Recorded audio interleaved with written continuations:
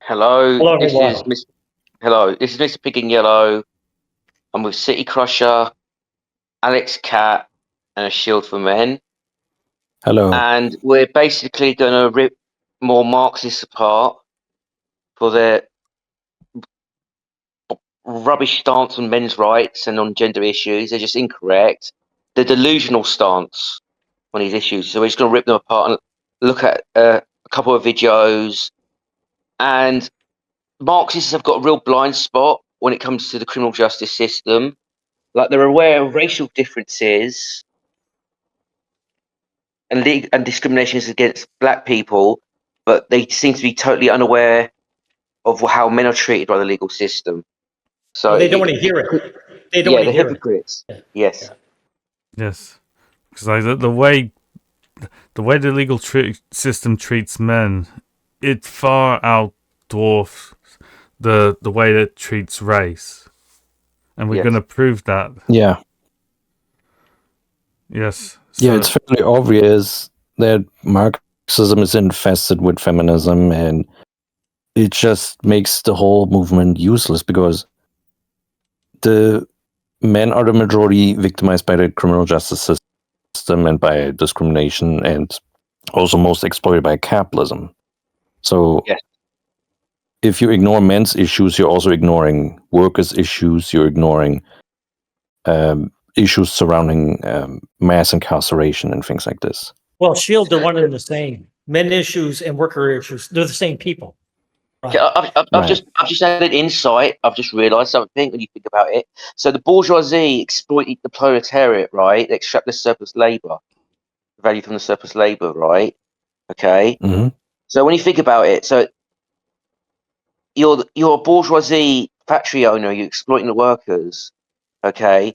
But he's being exploited by his wife or female Yeah, spouse or exactly. whatever. No one's exploiting her. So at the top of the pyramid is women not being exploited. Bourgeoisie women, they don't get exploited. So the bourgeoisie factory owner or the capitalist, right, gains status, extracts wealth from the working class, right, just to hand it over to women. And they can get divorce rates. She's just living in luxury, not doing a thing. So if you think about it, according to Marxist theory, women are at the top of the pyramid, not men. Yes. Of course they are. Like, The Yes. men are middle management. That's what they Yes. are. Yeah. Yes, at the The ones up best. top, supposedly. Yes. Yes. So, capitalistic exploitation of women, that's just a huge lie. And it's Well, It's it's an not a huge lie. oxymoron. It's not a huge lie. It's not a lie. Women can get exploited under the capitalist system if they're lower down the totem pole, but they're not uniquely exploited as women. They're exploited less, right? yeah, A working class woman is exploited less than a working class man, right? And she still has more rights than a capitalist man, a bourgeoisie man, right? yeah. Because even Donald Trump can get falsely accused by a woman and be forced to pay out to shut her up, or Yes, get sued and pay out, right? So yes, yeah, that was my idea. Yeah. That women as a class, they're subjugated by the capitalists. When that's such a lie. yes, Yes. Yeah. I mean, there are cases of like millionaire men losing all of their assets to their ex-wife. yes. Yes. So let's see. Hakeem, shall we get to playing this video? Yeah. Okay. Please do. Yes. Okay. Yes. Hi there. My channel and content, along with many other fantastic creators, is now on Means TV, the world's first anti-capitalist streaming service. I'll talk a little bit more about it at the end of the video, and I even have a nice little discount for you to check out as a thank you for supporting my channel. Hey, did you know black people in the US are responsible for most of the crime in the US despite only being a small proportion of the population? Unbelievable, right? Well, yeah, actually, in this case, literally, it is not believable.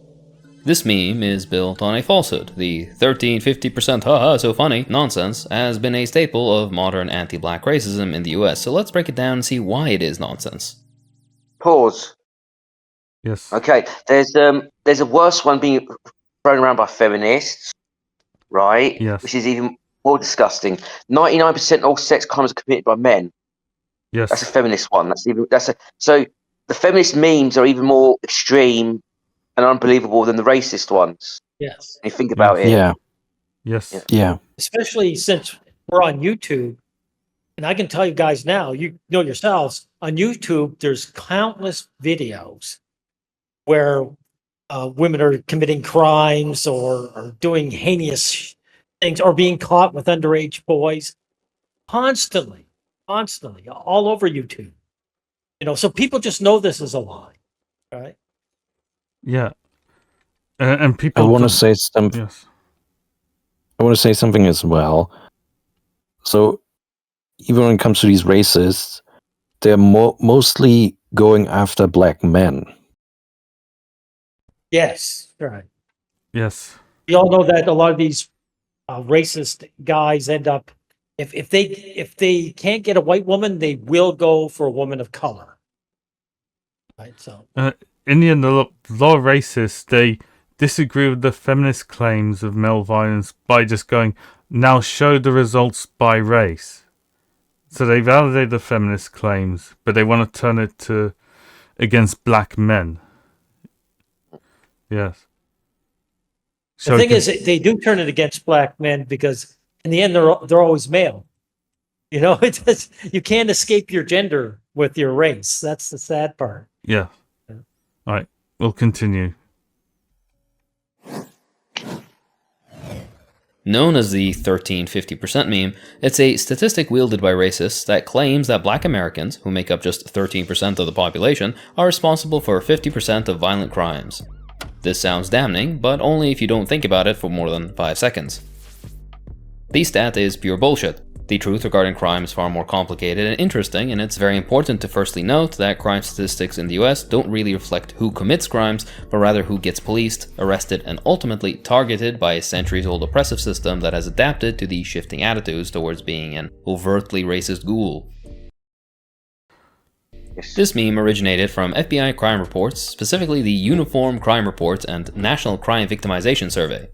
These reports focus on arrests and So this is bullshit data coming from victim surveys then, right? Victim surveys are not reliable, actually. Yes. So they're very highly flawed. Yeah, especially it's male victims aren't going to report anywhere near as much. yes. And it's feminists use victim reports to like inflate the stats as well. So it's just a very commonality I want to point out there. And Okay. feminists also use these FBI statistics and police statistics a lot, which actually excludes male victims and female perpetrators a lot, because the police is actually biased against men, as we will show later on, right? And it's also built within the policy of the police, Yes. like primary aggressor laws, which are like arresting men more likely, because the law or the policy states, who's more taller in physical size is to be arrested.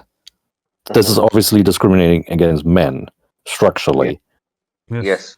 Yes. Also, won't be upheld if the few cases where it's reversed. If there's a shorter man, it won't be upheld anyway. Yeah. Because Yeah. there's other variables that he added as well to account for that. So who appears more afraid as well? Yes. So and women feign fear all the time. Men don't. So that's another thing to catch out men and get them arrested. There's another thing I want to point out as well. So when it comes to honor killing studies, there's feminist studies on honor killing that they've got a very interesting methodology. They just exclude all male victims and only study female victims, right? Yeah. Yeah. So that's how bullshit feminists. If you give feminists complete control of something, that's what you're going to end up with when it comes to crime studies and sociology. Yes. Completely biased feminism- studies. Feminism is a hate movement. Yeah, exactly. The victim sad part is Hakeem here. He shows that young black guy. So he's got that young black guy's back if he's being attacked racially. But if a young woman accuses him of some sexual crime, he'll throw that same young black guy under the bus in a heartbeat. Yes. Correct. Exactly. Like, even though the most famous public instances like even a black boy getting accused, it's going to be by a white woman or just a woman. So yeah. Reports, not on the actual total of crimes committed. Arrest data reflects the decisions made by law enforcement, which are influenced by racial biases, of course, rather than serving as an accurate measure of who is actually committing crimes. But with very careful cherry picking, racists who seek to uphold a certain level of oppression use this data out of context to make it appear that black communities are uniquely prone to violence, when in reality the number reflects the priorities and biases of a criminal justice system that has always disproportionately targeted black people. So let's dive into the truth. Pause. So I'm going to say something here. I do think black communities are more violent, right? But not as much as the white racists think they are. And I think they are more violent because there's more single motherhood. That's why. So I do think they're over. You can be over policed and you can be more violent. Both can be true. Because I think black poverty communities, especially in America, too. because black communities suffer more poverty and they suffer more child abuse than single mothers. That's why. Yes. So, yeah. Like the black men are So let's still. carry on. Yeah, fine. In America, black people are treated very much as the Vietnamese people or any other colonized people because we're brutalized. The police in our community occupy our area, our community. Pause. Men as a whole are actually colonized, and here's why. And I recently saw this YouTube documentary about male spaces, right, being systematically shut down and invaded by feminists and by women, right? Isn't that colonization? Yes, right. it's actually a trait of the lower caste. In societies with caste systems, they banned lower castes from having their private spaces where they could congregate, right? Yes. Okay. So yes, it's a sign of men being a lower caste. They are colonized. Yes. Yes. Exactly. Well, you take gyms especially because you guys have seen all those videos concerning gyms where they'll have female-only gyms when women don't want to bother with men, but then they'll have women who stalk men in public gyms where there's no segregation, of course. The men can't keep these women out. These women will stalk these men. They will take, they'll record them on their phones and start saying nasty things about them. You see, by rights, there should be a policy by now because this has happened to enough men in gyms that they should be turning around and saying, okay, we want a policy to ban women from recording us on their phones. Yes. Yeah. In the UK, the council pays for women-only gyms as well. So the government taxpayer money is going to like female gender apartheid. Basically, it's gender apartheid. Female-only spaces being paid. So, if women want to be away from men, they should have their own private gyms that they pay for themselves, right? But of course, they have to steal money from the male taxpayer to do it. Like, yeah, okay. It's not just gyms. It's also Boy Scouts. It's male only clubs. It's lodges have been systematically shut down or invaded. Like feminist groups have literally like sued people over this and shit like this. Like they have female only spaces are legally protected while male spaces are pretty much illegal. So exactly. And Shield, I would have to say, oh, sorry, go ahead, Cato. I'm gonna say men are lay downs for letting this happen, right? Because I've noticed lots of we've been told we can't have this male only group anymore. It's illegal. They said like fuck you, do civil disobedience, you fucking cowardly losers. Yeah. Because I'm promising you, if the pro-male collective grows bigger, right, we have groups in the real world, when we're going to disobey any orders from the government to let women in or close down, we'll be like, no, fuck you, we're entitled to a male-only space. Yeah. Like, men have to be prepared to do that. Like the male sheds just rolled over, right? It went, oh no, we got to let women in now. Like, no, fuck you, you cowards. Yeah, exactly. Lay downs. The Boy Scouts anger me the most because they're just children. Because the women know that both men and women will have bias towards the girls that are there. And what they'll do is they'll batter the boys, or not batter, but you know what I mean? Like harass them using the girls. You know, there'll be an argument between the little boy and the girl. That's when you put the hammer down on the boy, let him know he's a little peon. You know, you're beneath this little girl, you know. Yes. Complete By the way, aristocratic. guys, there was oh, sorry, Cato, go ahead. Complete aristocratic behavior. Yeah. And it gets Yeah. called progressive by society, which is Matter of fact, Cato, insidious. I remember way back in the 80s, there was this show called Murphy Brown, and that was one of the episodes that she clawed her way into a men's only club just because, you know, this is the way it should be, you know, and it was seen as a positive thing, right? And of course, when she got there, she was just bored and didn't want to be there. But the principle was, I got to invade your space. You can't be a male only anything. But what ticks me off the most is how back in the 80s, that was seen as a good thing. She was seen as the hero, right? Yes, it's going to be on Yeah, us to push back against this false narrative. It also shows that like the capitalist establishment actually supports feminist colonialism. Like Yes. in the documentary, they also made this point how a lot of these female-only spaces are like corporate funded and shit like this. Yeah. Yeah. The troop occupies territory, and the police are there not to, in our community, not to promote our welfare or for our security and our safety, but they're there to contain us, to brutalize us and murder us, because they have Yes, their order. that's the same for men as well. Exactly. It applies to men exactly. He could be talking about male issues right there, right? Yes, exactly. Yeah. The Marxists actually say themselves, police are not there to protect you, they're there to protect the property rights of bourgeoisie. I actually agree with that analysis, right? The police brutalise and murder low status men all the time. Like the police can beat, there's videos on YouTube, like you can be beaten to death by the police on camera, right, while getting arrested for no reason, and the police still won't get convicted. Yes. Well, I have the old video where there was a trans man who was a person of color. I can't remember I think she was Hispanic, and how she admitted that once she passed as a man, the police had a totally different attitude towards her. Mhm. And in fact, there's another video I have showing a young guy basically being gunned down by the police. It was off camera. He was accused of like ogling little girls. And then they basically, he actually shot at the police because the young guy could feel it coming. Like he said, they're going to arrest me and they're going to put me away forever. So he ended up running and they shot him dead.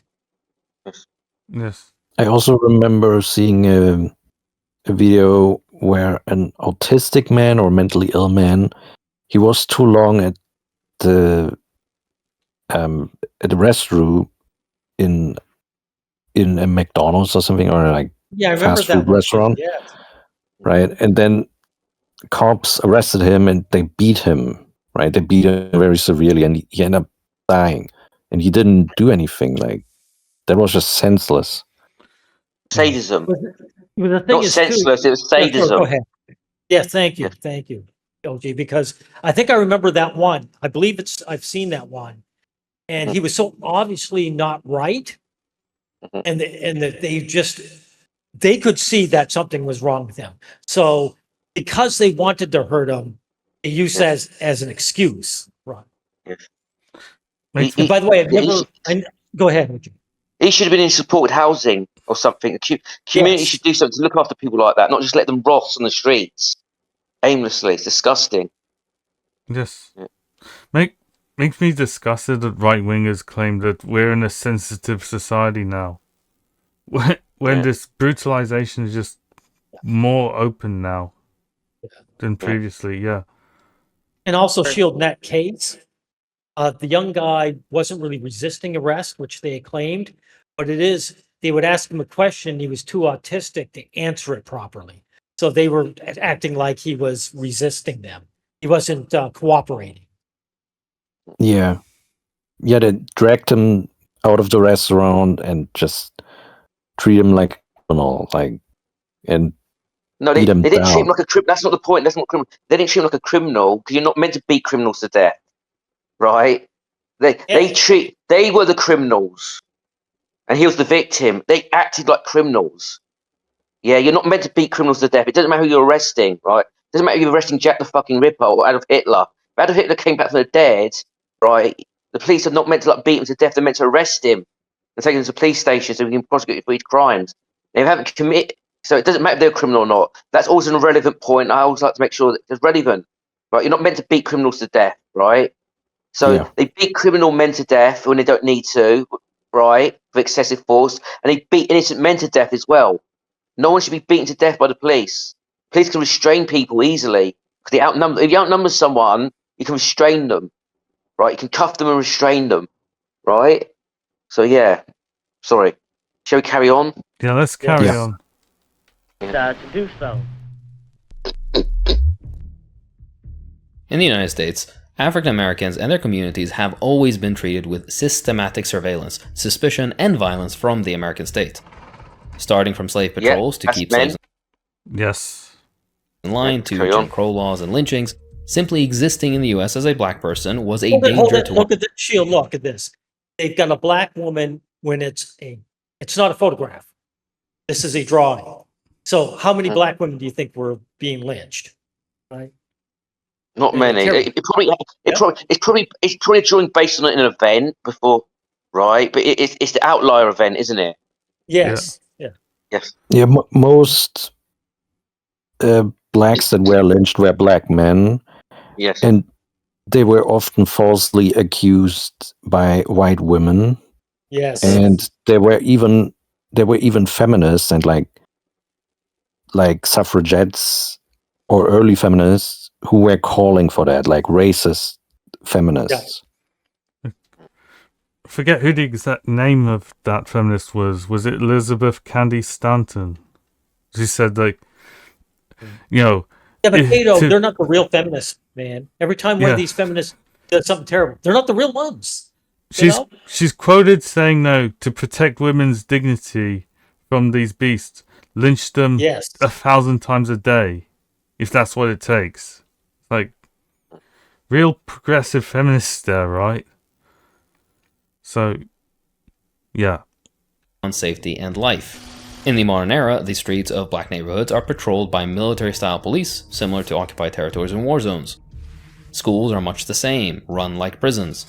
Over-policing has seeped into every corner of African American life, creating an atmosphere of fear coupled with invasive surveillance. This criminalization of black children starts.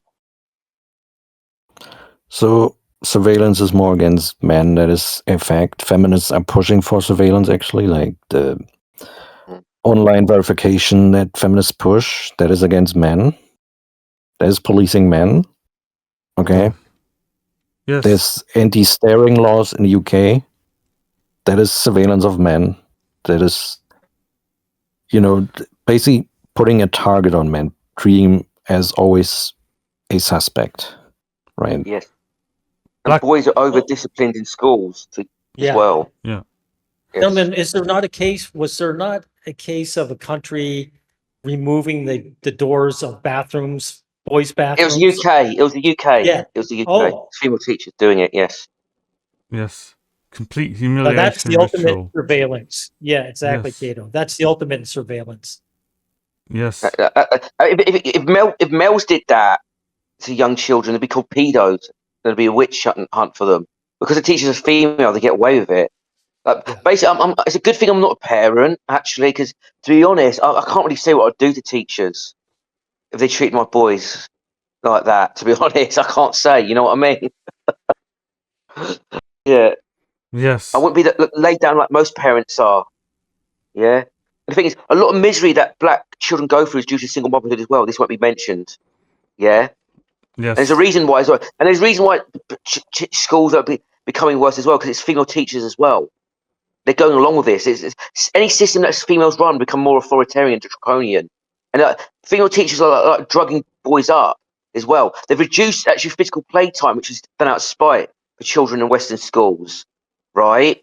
Like children need playtime. They need to expel energy. Okay? Right? And they just want them drugged up as they're sitting obedient. Disgusting. Yes. Yeah, nurse ratchet behavior. The school.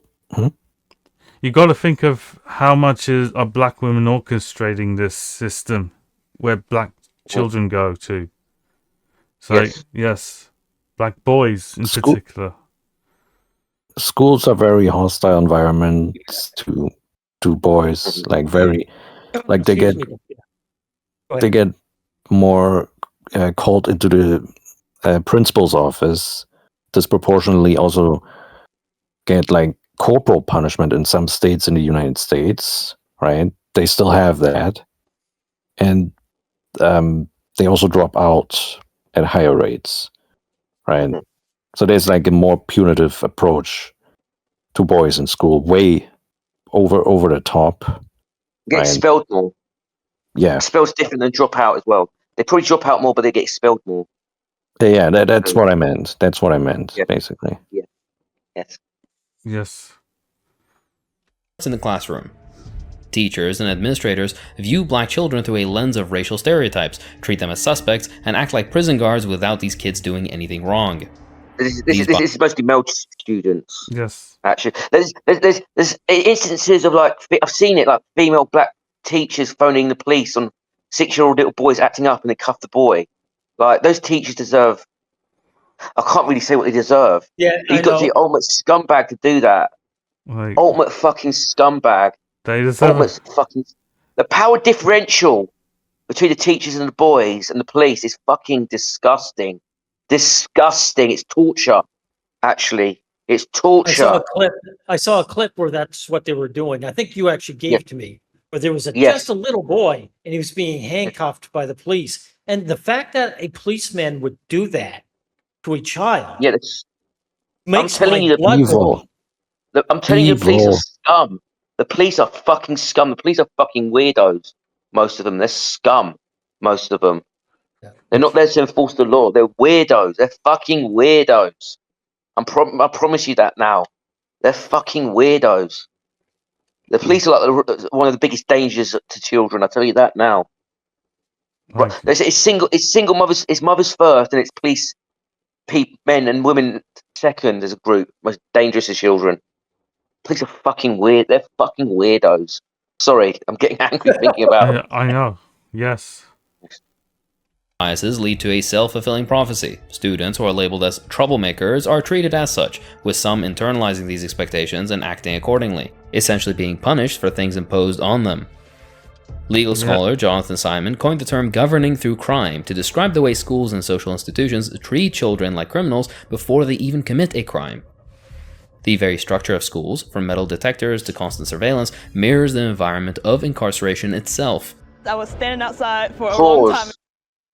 Yeah. Okay, I'm going to say something. That was a bit of a weird point. The reason there's metal detectors in schools is because there's mass shootings at schools in America. That one they're not doing for the sake of doing it, right? Okay, there's a reason why they're doing that one. There's a particular, and I think he believes in like stereotype threat theory, which is wonky as shit, right? So it says if you it doesn't so students will act up their stereotypes basically. Stereotype threat. It's a non sequitur. It's weirdo There's theory. no, there's no good evidence of this. Yes. Yes. Well, let's carry on. And it's cold. Like I felt like I was like in jail.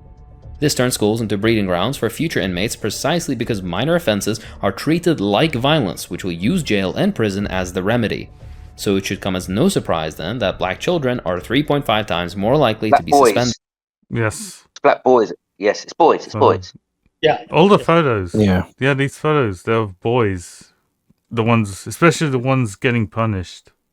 Well, he knows it himself because notice he doesn't show any girls whenever he brings this out. He never shows a black girl, does she? Other than that one that was laughing over it because she wasn't one being targeted, you know.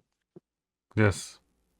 And 3 times more likely to be arrested than their white counterparts. Neighborhoods face similar conditions. Black students grow up under the constant watch of police officers who are trained to fear them and treat them as threats. This unrelenting surveillance serves to reinforce... Shield, I don't know if they're trained to fear them. I think they just don't like them, period. Yeah. Sadism, basically. Yes. Police Sorry, go have, ahead. yeah, police have ultimate power. They have the monopoly on violence. The idea that black children are inherently dangerous. This reinforces the internalized sense of criminality projected onto them. The overlapping presence of police in both schools and communities creates.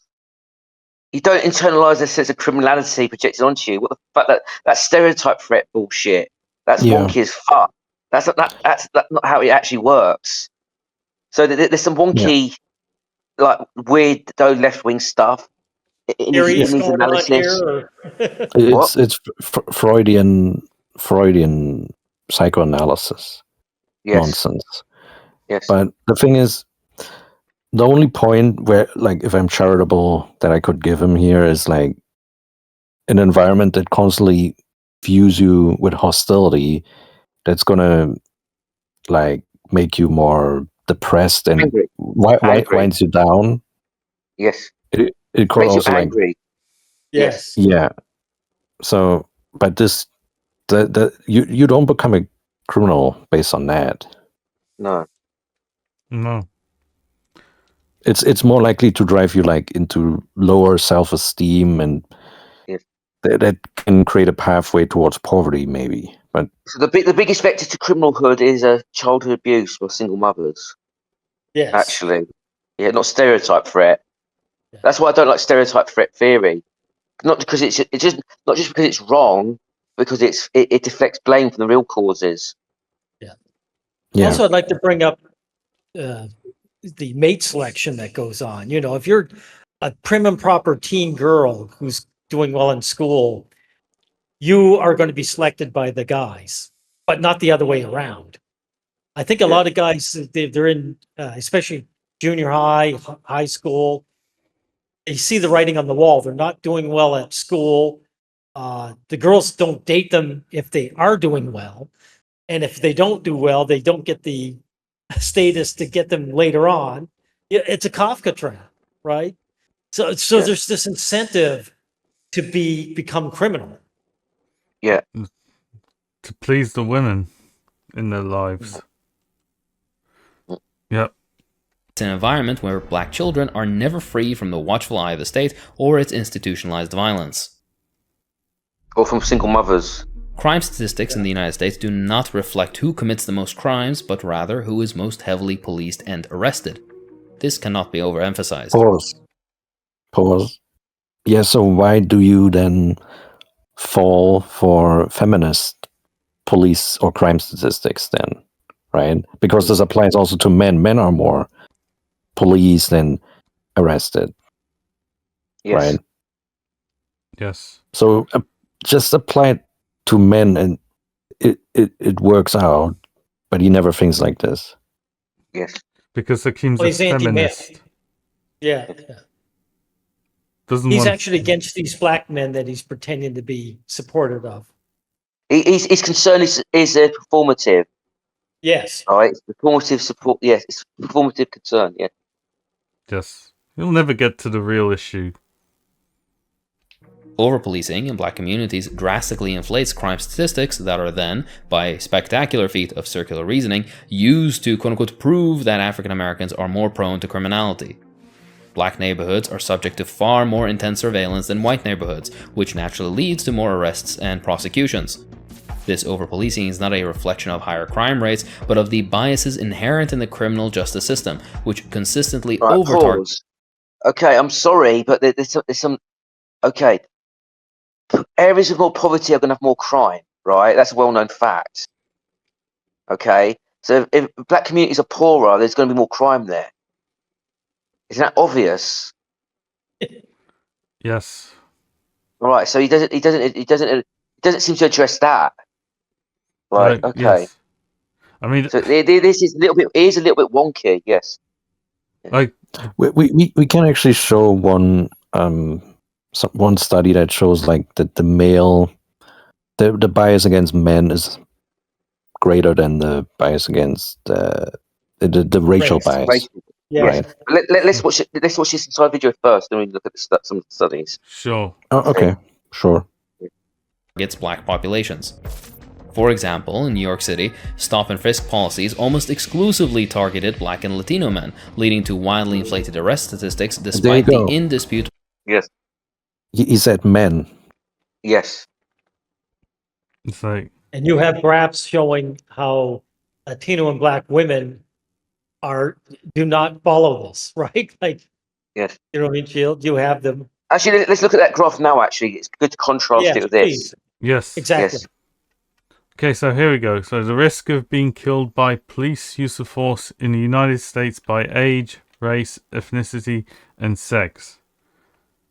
So, Cato, from what I remember, age didn't make a difference. But I yeah, read a bit of it. right.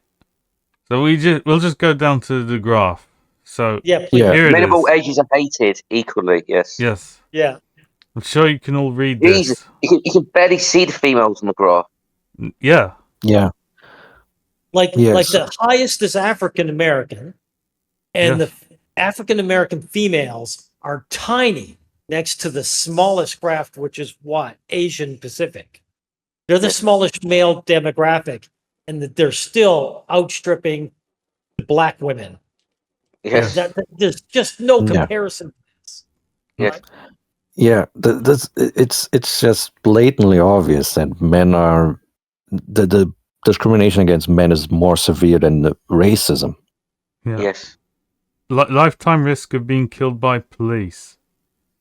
So it shows you that the sex risk, the risk of being male, Yes. far outscales, but the risk from being another race by magnitudes. And I want to point out something as well. So when women phone the police and their spouses in domestic violence disputes, most of the time falsely, right? Okay, that's an attempted murder then, because there's always the risk that when the police come around to arrest the man, they'll beat him to death. Yes. Yeah. Yes. Yes. Or shoot Yeah. them even. Yes. Yes. We can conclude from this that racism is misandry and misandry is racism. Yes. Police brutality is misandry. Yes. Way more than racism.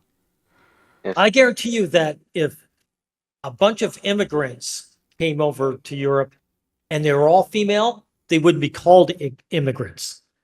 They would be called women who need help or future wives. That's Yes. what they would be called. Yes. But Well, the future women deselecting us. That's what the truth would be. Yeah, well, that's just it. Right wing lose. Yes. Yeah. Right. Anyway, shall we carry on? yes.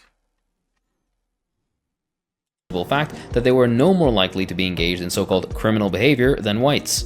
In fact, this cycle, where arrest statistics are used to justify the continuation of oppressive policies, fuels the perception that black communities are more dangerous, further embedding these biases into both public policy and societal views. To end the drug menace and cripple organized crime. The war on drugs provides one of the clearest examples of how over-policing skews crime data. Despite using drugs at nearly identical rates, black Americans are far more likely to be arrested for drug-related offenses than white Americans. In 2019, for Again, this could be talking about men. Yeah. Yeah. Yes. And here's another thing as well. Like, women do drug dealing and stuff, and they do take drugs, but it's mostly men doing the drug dealing to earn status, to earn the woman, right? Who's going to be more likely to have sex, the drug dealer or the unemployed man who's humane and compassionate and obeys the rules? It's going to be the drug dealer, isn't it? Yeah. Exactly, 100%. So Yes. women actually go after drugs, and the drug dealer offers them, and he gets money from dealing drugs as Yes. well. Well, they're not necessarily even like going after drugs. The woman would rather date a drug dealer with the money than an employed man without it as well. Yeah. Status thing, yes. Yeah. But maybe they also enjoy the stuff themselves, and they want it. Yeah, maybe. Yeah. Yes. For example, black Americans made up 26% of all drug arrests, even though they represent only 13% of the population. These arrest rates are driven by aggressive policing strategies in black neighborhoods, not by higher rates of drug use. These disparities in arrest rates feed the perception that black people are inherently more prone to criminality, while white drug use, which occurs at similar rates, largely goes unpunished. These statistics also reflect systemic... Yeah, so this actually mirrors how sex crimes, for example, are treated differently between men and women, male and female offenders, right? So, I think it's even worse with sex crimes, actually. Oh yeah. yeah, Yeah, because way worse. there's Way literally, worse. there's literally female paedophiles who assault toddlers, and that your Canadian legal system says, oh no, there's no such thing as female paedophiles. She can't be, and they don't put her on a sex offender register. We all know that Yeah. case, right? Yes, So it's Yeah, far worse. and there's the I case where promise you, what's because that, OG? the state doesn't like drug dealing for whatever reason. So when women get caught doing it, they still get punished quite harshly, right? So they're far more lenient with like female sex offenders. Yeah. So Oh yeah. yes. Well, you must remember the case too, where the young guy who was the victim, who was only 13, I think, when he was being raped by his teacher, ended up getting forced to pay child support when he hit 18. There's a case Yes. like that. yes. Why wait until you're 18? You might as well lock him up now. It says, oh, you're 13. Oh, you can't get a job and pay child support, so we might as well lock you up now. You know what I mean? Like, So it gets that stage yes. eventually. They'll probably lock the boys up in future, the victims, and say, oh yeah, whatever. Yeah. Ugh, God. Make inequalities in sentencing. The 100-to-1 sentencing disparity for crack versus powder cocaine is one of the clearest and starkest examples of how the criminal justice system punishes black Americans more severely than whites. This disparity basically ensures that black people would be far more likely to be incarcerated for drug offenses than their white counterparts, even when engaging in the same criminal behavior. By focusing on minor, non-violent drug offenses in black communities, law enforcement agencies have created an inflated perception of criminality that further justifies the disproportionate incarceration of black people. Pause. Yeah, inflated image of criminality. That's the same thing that feminists do to men. Mhm. Like they make it seem like, men are like these wild beasts, these rapists, and like they make it seem like rape is going on behind every corner and things like this. Like they espouse such narratives, threat narratives. Oh yeah.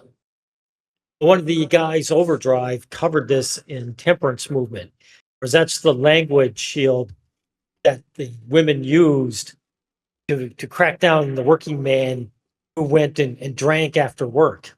Crack down on these peons and cut out any kind of enjoyment these men enjoy, have. Yes. Also, the men would, with alcohol, men were drinking something that the women who owned the shipping, that had stocks in trade ships, they did not control the production of. Ah, yes, exactly. Yes. That's what he covered too. Right. Yes. So, men having their own comforts, their own loop, where they provide their own comforts, that has to be stamped down on. Yeah. That's why they Hey, went well, just after to let the- alcohol. That's why online age. That's why online age verification has happened, right? Yeah, To crack yeah. down on porn, and it's gonna get. They're gonna eventually. They're gonna crack down on porn even more as well. In other ways, they're gonna come find other pretexts as well. Yeah. So Yes. they're gonna be anti-objectification laws coming one day if this keeps up. I promise you. Oh, yes. Yeah, I mean, Go ahead, Chu. in some countries like Brazil, it's like even crazier. They have like a law that criminalizes men interrupting women or something. Yes. Hey, the more machismo the country, the more feminist it is. Tough Right. guys are the first ones to fall. Yes. It shows you like the escalation just never ends. Yes. Shall we carry on? Of Yes. course, implicit racial bias plays a major role in the over-policing of black communities and the skewed nature of crime data. Implicit bias basically refers to the unconscious associations people make between blackness and criminality, which in turn shapes how police officers, judges, and juries treat black individuals. This bias is especially dangerous because it operates beneath the surface of consciousness, affecting how law enforcement officers interpret the action of African American suspects. Even when black individuals Implicit bias theory is very controversial and questionable. But even if we take it serious, there is a landmark study that came out that shows that even implicit bias is more against men than against anything else. Yes. Yeah. Well, like you say, Again- every time Hakeem shows a black person, it's always a male. So he seems to Hmm. have a subconscious understanding of it. Yes. Like reality slips through his analysis. Yes. Yes. Are minding their business, which is the vast majority of the time, not engaging in any criminal activity or behavior, their mere presence is often deemed suspicious, leading to stops, searches, and arrests that wouldn't have happened in white neighborhoods. Research is clear in that white people consistently overestimate the proportion of crimes committed by black people, which is horrifying on a societal level. Police officers are more likely to stop, search, and arrest black individuals even when there's no It's evidence called of wrong. apply to men. What he's saying here can apply to men. It's one for one can apply to men. What he's Yeah. saying here. Yes. Carry on. Doing. This implicit bias plays a role in determining whether or not an officer chooses to use deadly force, too. Police officers are far more likely to shoot unarmed black suspects than white suspects. These biases extend beyond law enforcement and into the courtroom By the way, as well.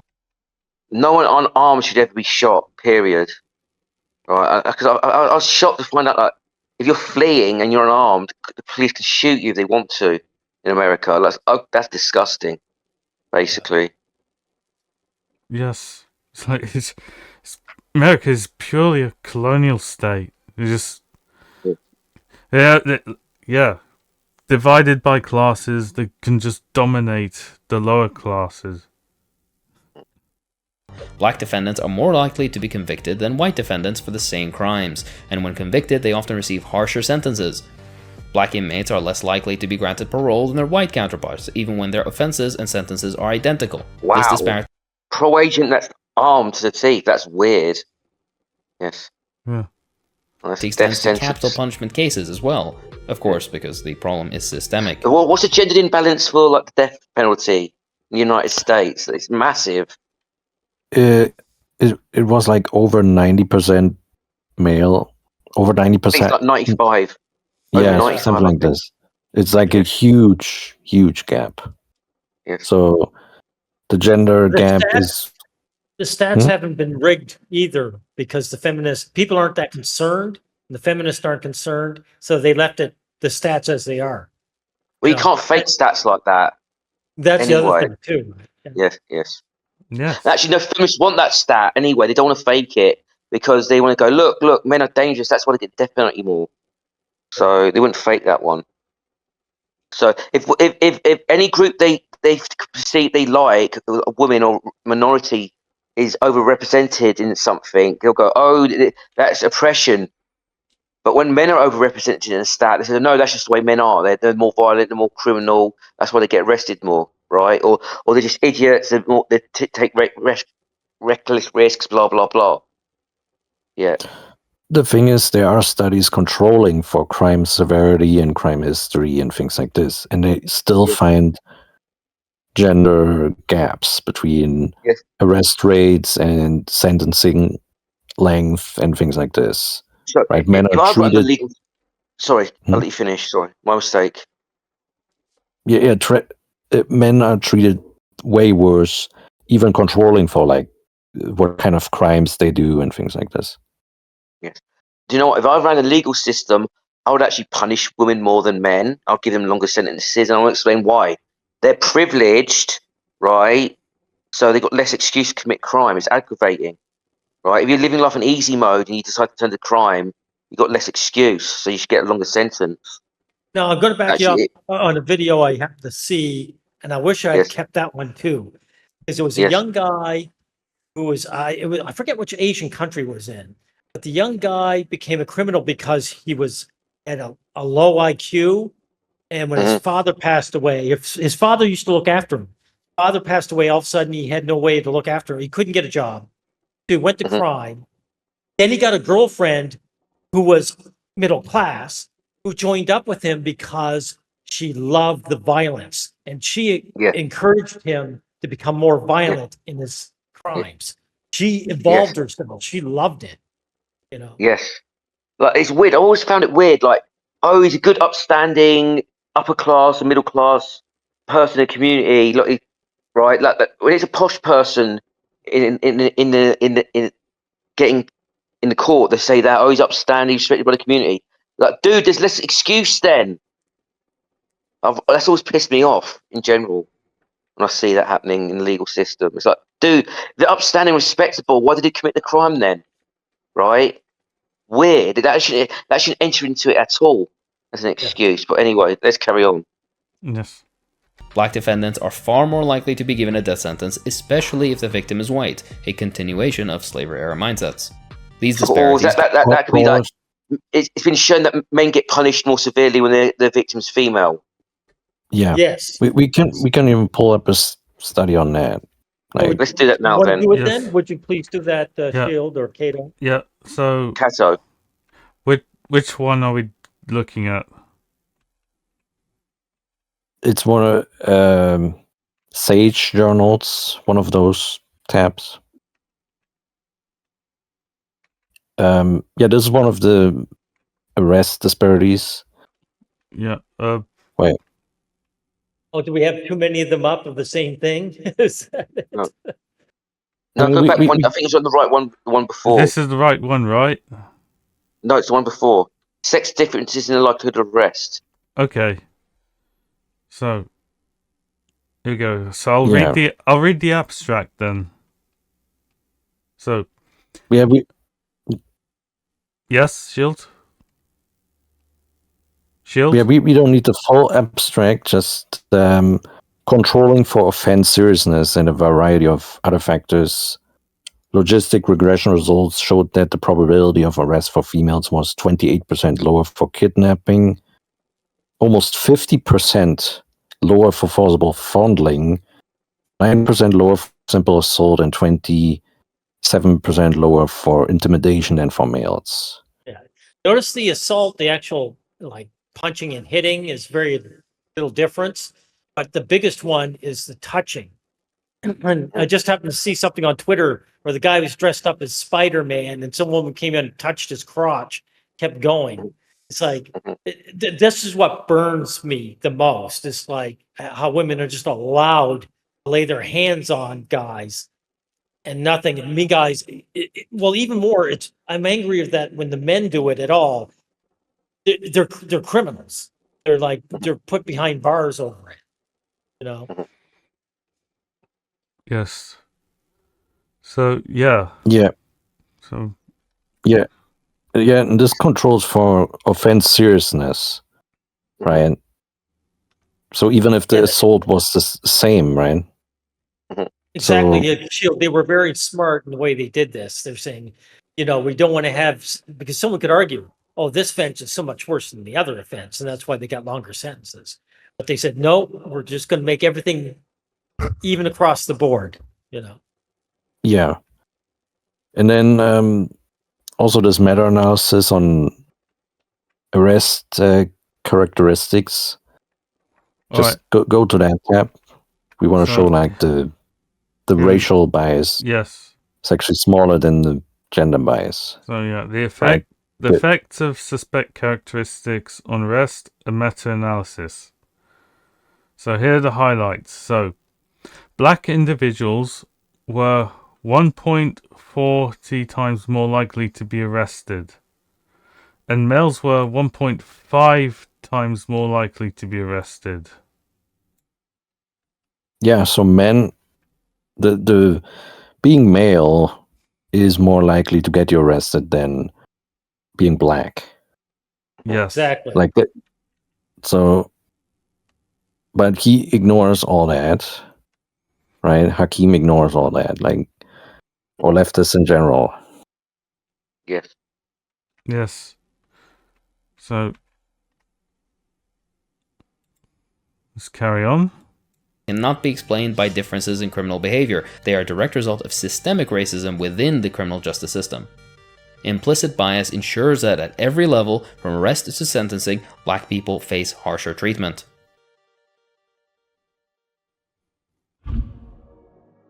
Back to the classroom, remember when I said that black students are 3 times more likely to be suspended or expelled from school than white students with the same infractions? This disparity is even more pronounced for black students with disabilities, who are punished for behaviors related to their disabilities rather than receiving the support they need.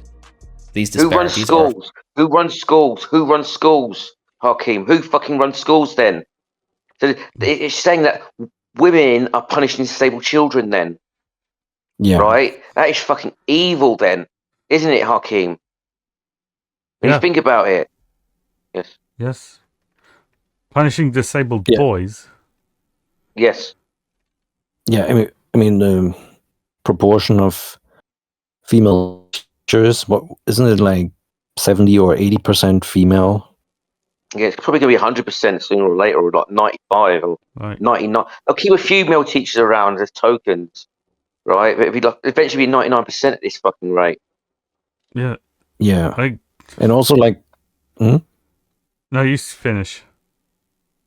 yeah, and also the stuff that they teach kids, it's feminist threat narratives and misogyny lessons. Yes. Like, Hakeem, you're a disgrace for not... You let the female teacher problem slide in your analysis. It's just... Yeah. reflective of the broader criminalization of black children, which starts in schools and continues into adulthood. Black children are more likely to be perceived as older, more dangerous, and less innocent than their white peers, a phenomenon known as adultification bias. What? This Why is bias it a leads... girl in the image? That's bollocks. Yes. Yes. So the photos of all these... Okay, this is Yeah. bullshit. This is a bullshit. I don't know what this day. I don't believe this. Wait, Oh, so it's not- it's- he's All right, it's not What? all right. All right, it's not comparing black girls to black boys. Okay, that's a meaningless stat then. It's comparing black girls to black white girls. Yeah. Right, that Yes. actually might be true, but he's not comparing. He's not comparing boys to girls though. It's gonna be more boys. Yes. to harsher punishments for black children in schools, where they're disciplined more severely than white children. You know for the what same... though? I wouldn't be surprised if black girls act up more though. Actually, to be honest, Oh, the way they're yes. raised, they're single mothers. But let's carry on. Yes. behaviors, which is also foundational for the school to prison pipeline, where black students are punished en masse, funneled into the juvenile justice system, and eventually into the criminal justice system as adults. So who's fun? Yeah, but who's yeah? The thing is, the main risk vector of being funneled into the criminal justice system for males is having a single mother, right? So he's deflecting the blame somewhere. And so yes, from them actually. Let me He's tell not- you something else too. Is I notice one thing about single mothers, if they're vicious, their daughters have a way of getting out. Like if there's been cases where a daughter hits their teens, she runs from home and finds a boyfriend, an older boyfriend who has a place. She shacks up with a guy and escapes mom, but the boy, Yes. he's stuck there. You know. Yeah, and Yeah. he's also not talking about like child support, which creates Yes, that's divorce a and pipeline. single motherhood. Yeah. Yes, and that's a pipeline as well. The prison, the child support. The fact he doesn't mention the child support system at all proves that he's concerned it's performative. He knows it exists as well. He knows it exists as well. So it's pretty scummy what he's doing here, actually. Yes. This Because perpetual again, he's like one of the he's like that Mozart fan who joined us, right? Like, pay up, slave. That's what they believe, right? If you're a man, you've got to be responsible, even though you've got no say, you're still responsible. Pay up, slave. The most contentious, hostile attitude to ever exist. And it proves that Hakeem's concern for, race is a facade. surveillance in society reinforces the idea that black children are inherently dangerous, quote unquote. Teachers and administrators, influenced by the same biases that affect law enforcement, often treat black students as potential criminals rather than students in need of guidance or support. Data not only shows that black children are more likely to be referred to law enforcement for minor disciplinary issues in schools, but also over 70% of them are arrested in school in front of their friends and Jesus teachers, which is a Christ. horrific way to Yeah. Go back. I want to watch that again. He was just brutalizing them. Holy shit. also He's over not even 70% of fighting. He's not even fighting the police officer. He's just refusing to leave the classroom. That's all. Like, Fucking hell. you Police are scum. You literally do not need to be dragged like that. Yes. Like when you're on the floor, you're not a threat. Yes. of them are arrested in school in front of their friends and teachers, which is a horrific way to reinforce this systemic view. This creates a self-fulfilling That cop's prophecy. a scumbag. Actually, cops deserve all the hatred they get. Actually, there's a reason why people cheer on cops getting killed in YouTube comment sections. You see it all the time, right? This is why they're hated. So there's two groups of people: people who hate the police, and there's the cop bootlickers. Yeah, Yes. the cop There bootlickers was, are the people who want to join the police force. Yeah. Well, you take, I remember hearing that someone said, the police don't go to like McDonald's or any place like that because they know young guys working there spitting their burgers. That's why they Yes. never go. Yes. Way to Let's carry reinforce on. this systemic view. This creates a self-fulfilling prophecy where black children internalize these labels, leading to higher dropout rates and increased interactions with the criminal justice system as they grow older. You idiot! This stereotype threat really pisses me off. Right? You don't drop out of school because you internalise labels. That police officer's beating the shit out of him, right? And brutalising him. It's nothing to do with internalising labels. Like, what the fuck? Yeah. It's such stupid. I remember arguing with someone over this like 12 years ago on Facebook of stereotype threat. It's a load of nonsense. Jesus Christ. This is what happens when you get feminists and postmodernists into academia. Okay? Stereotype threat is a load of fucking nonsense. Right? Oppression is not stereotype feminist. threat. It's not internalized blah, blah, blah. Oppression is because you get treated differently. You get brutalized more. It's material. It's not mental. Sorry. Correct. Yeah, like Marxists go on and on about being materialist, but Yes. this is not materialist analysis. No, right? it's intersectional feminist theory, gobbledygook, that is Yeah. internalized. Yes. All right, Yes. let's carry on.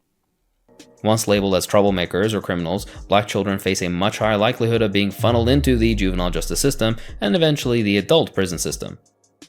The school to The prison rape pipeline is camps. Yes. part of a broader overall goal. Mass incarceration of black people is mostly for the use of cheap labor. That is, they are punished with slavery. But child The mass support, incarceration Yeah. slavery. So, That's slavery. Yes. so who is mostly in prison? Men or women? Yeah. It's We, all kn- men. we know the answer. Yes. of black Americans is one of the most devastating consequences of over-policing and the school-to-prison pipeline. Today, Yeah, nearly 20% who's put black men in prison? It's black women mostly, isn't it? Yeah. of black men in their 30s have spent time in prison. For black boys who drop out of high school, that figure soars to 60%. This isn't because black Americans commit more crimes, it's because the system is designed to incarcerate them at disproportionately higher rates. Mass incarceration isn't just about the sheer number of black people in prison, it's about how the prison system profits off of their labor and keeps them from realizing a better future for themselves. In some parts of the US, incarcerated black men are forced to work in conditions that are eerily similar to slavery. Angola Prison in Louisiana, for example, still forces inmates, many of whom are serving life sentences for non-violent offenses, to pick cotton. Mass incarceration is not only... if someone went to me, you're going to pick cotton, oh my God. Oh my God. Yeah, Look at the way he's arrogantly riding the horse. That's a subhuman right there, actually, that prison officer.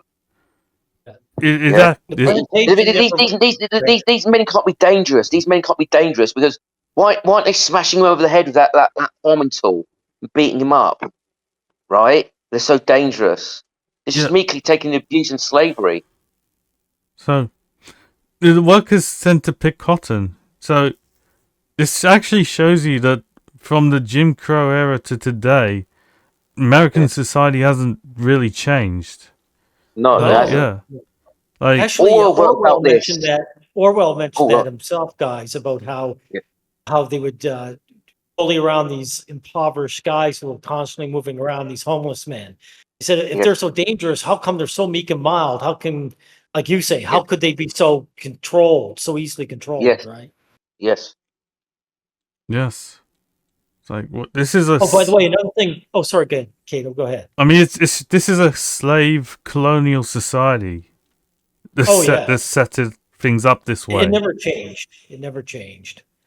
Yeah. By the way, when you guys showed the, dragging that young guy out of class, I saw a video where a black girl was beating the piss out of a white girl, and the white male teacher wasn't going near it. He was so Yes. scared of touching that black girl, right? Yes. So they had to wait till the police showed up. Yes. That shows you who has the real dominance. Yes. Yes.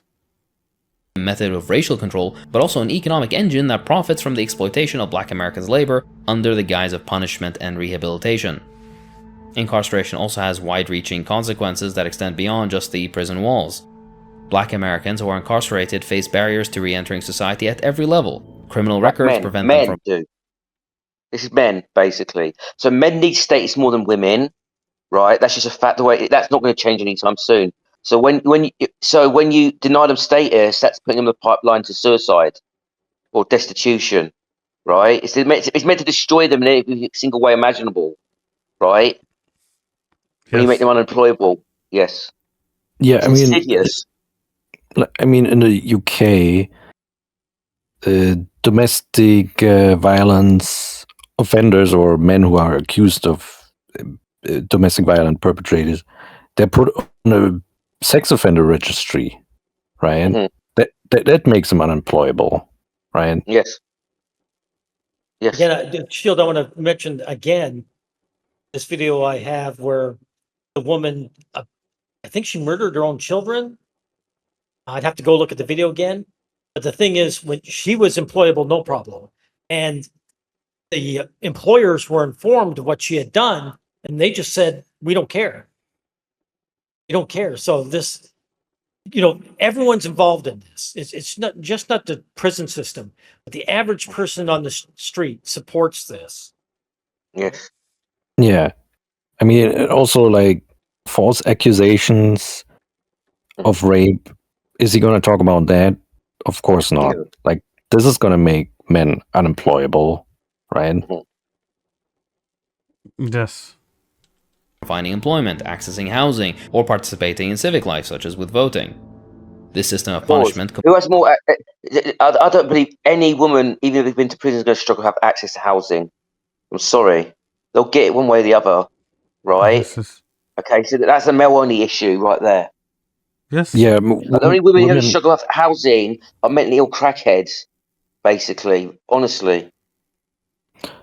Yeah, women have Even like... them, because I saw a Twitter where a homeless woman a man flirted with a homeless woman. In other words, just give her the signal, come be with me. She rejected him. She said, nope, I'd rather live on the streets. Yes. Yeah. No, it's just that literally they'd have to be literally hostile to everyone, right? People willing to take them in. Yeah. Yeah. Like, you do get women like that, like some really crazy women. They're just like they're hostile to everyone. They pick fights. They're destructive. They go to special institutions and supported housing, and they smash it up. And they act up, and you have to be that crazy, basically. Yeah. As a woman. Valerie Slanis was a perfect example. She was like that. Yes. Now, like you mentioned, Shield, he's not going to mention like false accusation. Like he could cover this as a racist thing, like white women accusing black men, but he won't do that because then it becomes a male issue, right? Yes, and he would be seen as an incel. Yeah, he'll be holding women to account as well. Yes, exactly. You can't do that. Yes. Yeah, but his female subscribers would call him an incel. Oh yeah, probably hasn't got many of them, but still be enough to scare. The men would call him an incel as well. The Marxist men would as well. Let's be real. Yeah. Yes. Yeah. They still have the desperation to bring women into their group. Combined with post-incarceration restrictions, keeps Black Americans trapped in cycles of poverty and disenfranchisement, creating a revolving door where prison becomes an almost inevitable destination for those who have once entered the system. Yes. So should we look at the child support issue then? Because yes, this is a cycle of poverty and incarceration. Okay. So, from Partners for Justice, the deceptive entanglement of child support and mass incarceration, 2023. So let's scroll down. So, the intersection of child support enforcement and mass incarceration affects more people than you may think. So, the majority of people in prison are parents. Fathers, by the way. Yes. Yeah. Yes. This is what this PDF changes.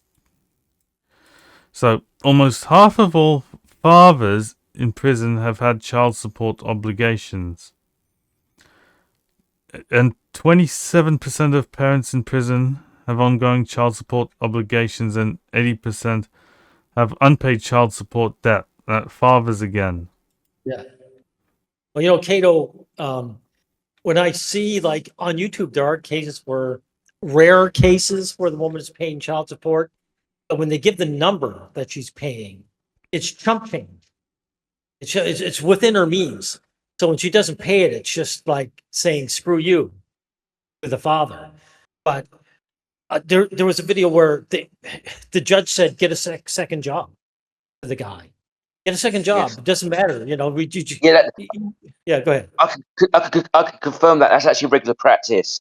There's in cases where they just pull a figure out their arse, right? That's higher than the guy's total. There's been cases where they pulled out figures higher than the guy's total earnings.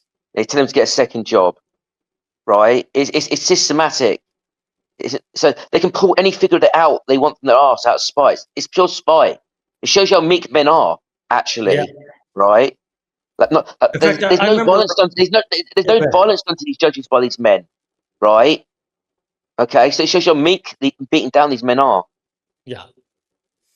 Yes. Well, I remember a case where it was so bad, a woman just fingered a guy. He happened to be gay, but she didn't know that. She just said fingered him for child support. And the thing is, he said, "Look, I make $123,000 a year. The Yes. judge ordered me to pay $120,000 a year." Yes. So they were taking it all. They're here, $3,000 for you to get by on. Yes. That's evil. That should be an outrage. Like, It is an outrage. I mean, like society should be. I do think. I think once people used to live in clans, like the legal system couldn't get away with this, right? Okay, because it would piss off the entire clan. But yeah, because the atomized individuals, the state can prey on individual men like this and get away with it because no one cares about individual men. yes. So, shows you men are a very defeated group.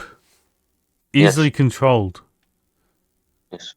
So, continuing. So, researchers estimate that 800,000 fathers are in jail or prison with unpaid child support debt. Yeah. So, in 2021, the government kept an estimated 1.38 billion in child support payments. Really making a racket here. But the thing is, Yeah. too, Cato, is what I don't like is that when people do look at this, they'll make it about the money as opposed to the sadism. And try and make it about the money. Like even I remember even guys, one of the MGTOW guys was talking about that. Thinking Ape, he was saying how it's a money racket. I said, well, no, I knew even back then, even though it was done years ago, that no, it isn't about money, right?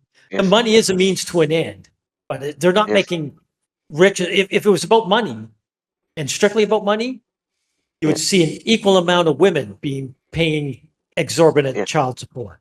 You don't. If it was about money, they wouldn't have a child support system at all because at the end of the day, they let the fathers work and pay more taxes to society anyway. Yes. This actually makes men less productive. It's sabotaging society. There's nothing to do with money or a racket. No, Yeah, It's- it's sadism. Yes, it's literally just sinking the fathers. yes. Makes, Destroying the men. yes. Yes. Is there any? Yeah. There's more here. So, The child support modification and enforcement process put parents struggling with poverty at high risk for incarceration, and incarcerated parents at high risk for the child support debt growing.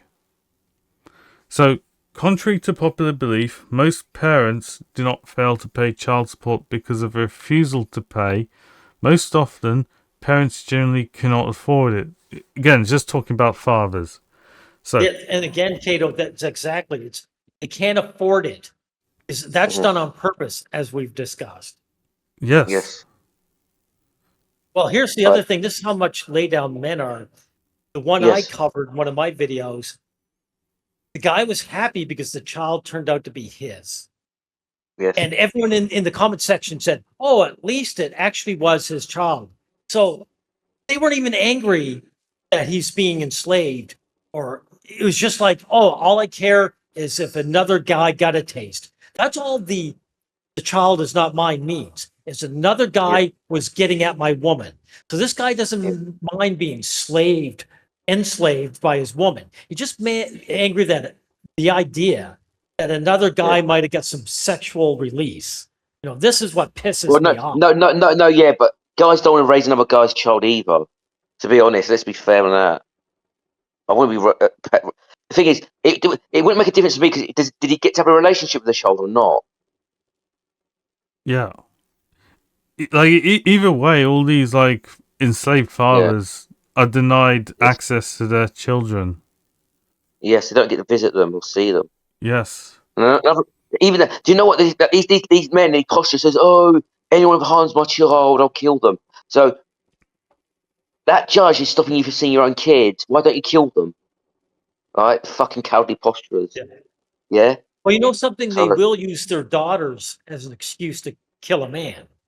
They will do that. But if the single mother's abusing their daughter and the family court judge not allowing visitation, right? He's not going to kill the judge, is he? Or the mother Yeah, abusing his exactly. child. So it's just posturing. It's just posturing. Yeah. Cowardly No, but I posturing. mean, if someone harms the man's son, like if a grown woman is like found fondling his son, he doesn't have that same instinct, or he doesn't go through that, right? Yes. Yeah. So, reading on. So, child support orders do not have to be based on a father's actual income. Yeah, Yes. like we've They can already put any figure out their arse. Any figure out their arse. Just do anything he wants. Yes. Orders are often based on what a court perceives a father should or could earn despite their actual circumstances. So, Bollocks. yes. That's not a legal system then. Legal No. systems just set on ethics and precedent and due process and rationality. That's just like whatever the judge feels like. Yes. Exactly. And that's why judges don't like jury cases, when they're going after these guys. Because they know that a jury might be fair to the man, right? Yes. They want control. They want to be able to turn around and say, yeah, I feel like screwing this guy over.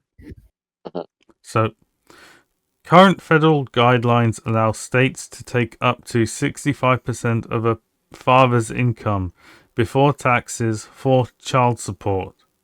Guidelines. I think guidelines means that guidelines doesn't mean law or regulations. Yeah. Guideline just means guidelines. Judge can actually ignore those guidelines. Actually, do 100%. Yeah. Yeah. Oh yes, like I said that example earlier, where it was like 97% or whatever. But even so, even if they went by the guidelines, that's 2/3 of your pay. How you expect to live? They want the man living in his car. They want that. Yes. Yeah, I mean, especially with those high rents nowadays, like this is insane. Yeah. Yeah. None of it should be anyway. It's like, look, if this woman's going to take care of the child, let her take care of the child. If she pushes the man away, the man away, she should pay for it. And in fact, the state should pay for it. Anyway, yes. Yes. So, in other words, if a father is struggling to pay child support obligations because of poverty, in most states, this parent can only have a lawyer to help them if they can afford to pay for one. A father, again. They don't get legal aid.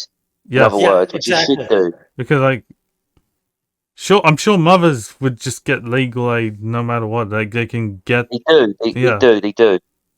Yes. Yeah, of course. So, in this point, only 13. I'm going to say something to you, Mozart fan, if you've ever watched this. You're a piece of shit for supporting child support, and you're not a men's rights activist for supporting child support. Yes. You're literally supporting state-sponsored structural violence and structural rape. Actually, this is designed to drive men into suicide and destroy them. So the This is the whole state. This is worse than a mafia.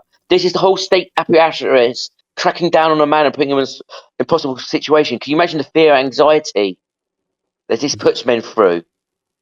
Yes. Isn't there also a study from the UK about child support increasing the excess mortality of men? Suicide. It drives them to suicide. Excess mortality. Just say excess mortality. It's suicide. Let's call it what it is. Yes, drives them to suicide. We can say it because we don't care about being paid. And it's That's why it's barely reported upon in the UK as well. It's not very well known about for whatever reason. Margaret Thatcher brought it in, by the way. So you right wingers can go burn in fucking hell. Any right winger who says Margaret Thatcher was a good prime minister, you can burn in hell. Yes. Ian Reagan. Yes. So at this point, only 13 states automatically modify child support payments when a father is incarcerated. In other states, the father must submit modification paperwork within a set time frame, or the debt is guaranteed to accumulate while they're incarcerated. Debtor's prison. But I think this has been highlighted in yellow as well because it shows how malicious the system is. But since modifications are rarely granted, submitting the paperwork on time only guarantees a court will consider your request. So they're rarely granted anyway. So it's like fuck you, subhuman. Yeah. So it's like it's not just because it's bureaucratic, right, and overlooks you. It's like no, it's designed to be like that on purpose. Yeah. Evil. The United States is fucking evil because of the child support system. Evil. Yes. Fucking evil. It is evil. Yeah, the paperwork is just a humiliation ritual. Yes. Like, it's completely irredeemable. Like the state, it's just an empire. Bullying the conquered. Yeah. Yeah, so Hakeem not mentioning any of this, that is a disaster. Yes. So let's get back to watching the video. This is by design. Mass incarceration is not an accidental byproduct of the criminal justice system. It is a key feature. With prisons acting as economic engines, especially in rural communities, the demand for incarcerated individuals becomes a driving force for the expansion of punitive measures. By 2016, I just wanted just to point out something. You guys notice that orange is the color used, at least over in North America here. It's used both for prisoners and the common working man. You ever notice that? Yes. Right. Yeah. It's an interesting point. I never thought about this. Could be a coincidence.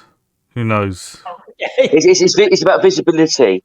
Yes. For working men on the roads so they don't get run over by cars. Yes. So they can be seen in the car.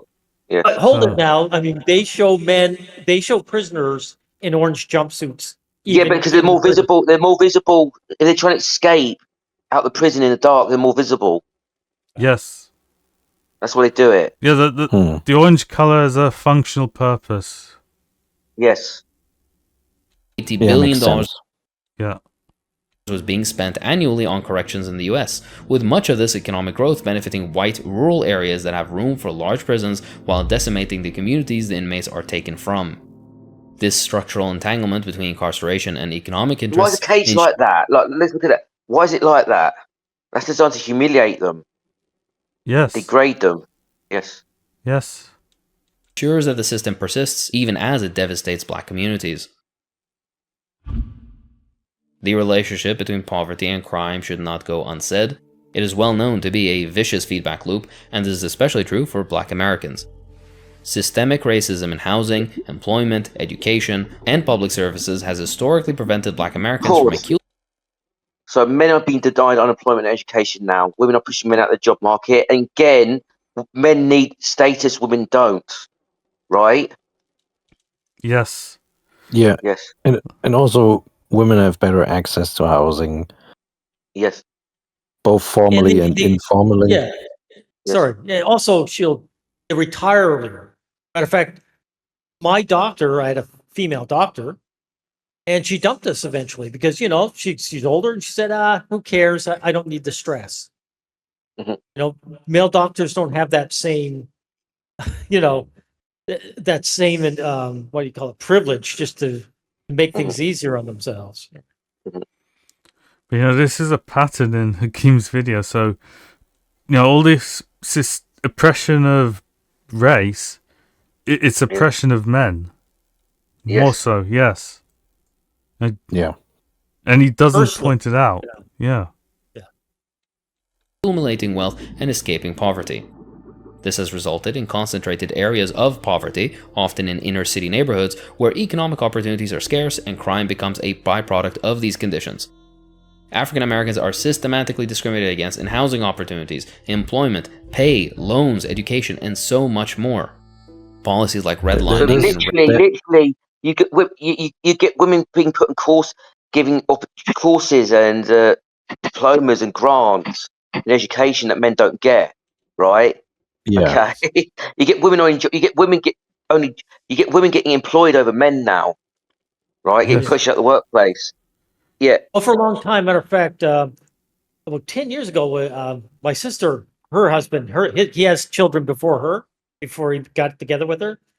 yes, And his oldest son was, you know, looking for what we call them bursaries, but it's just another like a grant Mhm. because he was going to school. And the first thing he noticed was, hey, how come there's all these grants for girls and there's hardly any for boys? And my sister just laughed and said, yeah, that's the way it is. She's the common woman. She was loving it. She was yes, loving this bias, yes. right? Sadism. Yeah. Yeah. There's even a pro-female bias in STEM, even though women are less interested in STEM. Yes. Okay. They're desperately So- pushing for women in STEM. STEM fields in STEM will burn themselves to the ground to get women in. Like, yes, Yeah, Like- I mean, all these biases that Hakeem mentioned, they're against men. yes, It really shows how humiliating it is to be a man. Yeah. So every Well, The thing is, yeah. with STEM, Yeah. they just can't. Sorry, no matter how much hard they try, the women just don't want to join, and that's Yes. the ultimate egg in the face. they only want to join to destroy it and socially dominate it and put feminism in. That's it. They'll be like human. They want to be like in managerial positions where you don't have to know the science, human resources, so they can bully men out. Yeah. Yes. Do you remember racially that man? Do you remember that rocket science man? Basically, he Oh, wore yeah, that him, yes. t-shirt. He wore that t-shirt with sexy women on it, and he was like He- humiliated, he- harassed, and berated by the entire internet. He landed Oh, a yeah. he landed a probe on a comet, and he Yeah, wore exactly. yes. I So- remember man woman myth, Cato, way back when pointed out there was like students in science that were top notch, and he Yes. said, "There's no women, no, there's no girls here. How do you know? Yes. Because if there were any, she'd be front and center on the photograph. There was only boys there. So because and that's true, by the way. If Yes. there was like one girl and 10 boys all top notch, someone comes with a camera, they put the girl right in front. So Yes. restrictive covenants segregated black people into specific areas, limiting their access to wealth-building opportunities like home ownership. 友達と一緒に昼ご飯も食べます So many ads. As a result, black neighborhoods were starved of economic Also, investment. home ownership. Also about home ownership. Isn't it a case now that single women have more home ownership than single men? Something. Yes. oh, it'd have to be. It'd have to be. Everything else is followed that way. They're getting Yes. more education and more employment. They're going to own more homes. And a divorce as well. Yes. Obviously, they'll get homes through divorce. Yes. Yeah. Became hubs of poverty and neglect. Without significant job opportunities, many residents in these communities turn to informal economies or criminal activities, not out of choice, but out of necessity. Poverty is criminalized and black people are over-policed in these neglected communities, reinforcing the cycle of poverty and crime.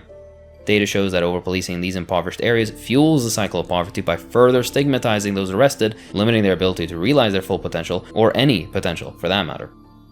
After being incarcerated, black Americans face even more significant barriers to economic stability. Those who serve time in prison often struggle to find employment or housing, as criminal background checks disqualify them from many opportunities. I've noticed something about the American legal system, right? The way they do stuff in the court is designed to humiliate people.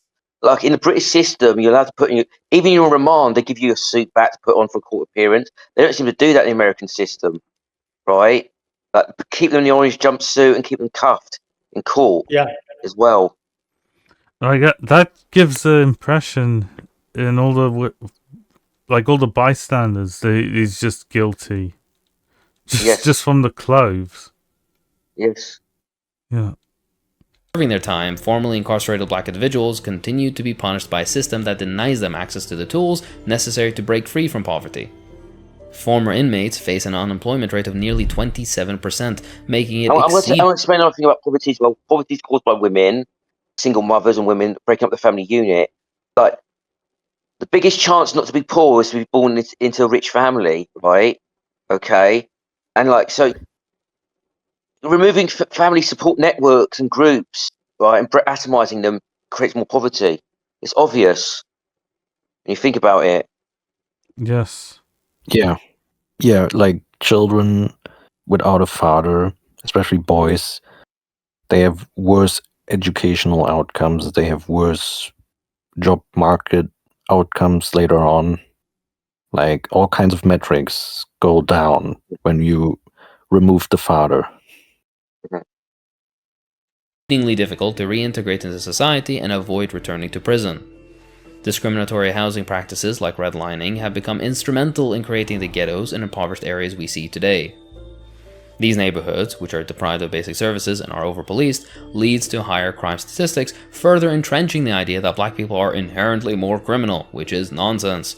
The economic deprivation in these areas has been used as a justification for increasing police presence rather than addressing the root cause of crime. Stuff like poverty, lack of education, and a lack of economic opportunity. For black Americans, the deck is stacked at every level. They are systematically discouraged from building wealth and escaping poverty. And when they engage in behaviors... Pause.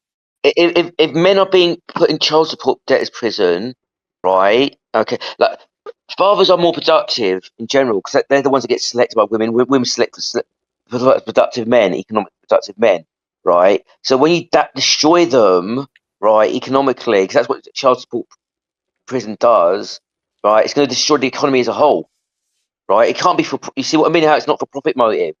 It's just sadism. So like society's destroying itself out of male sadism.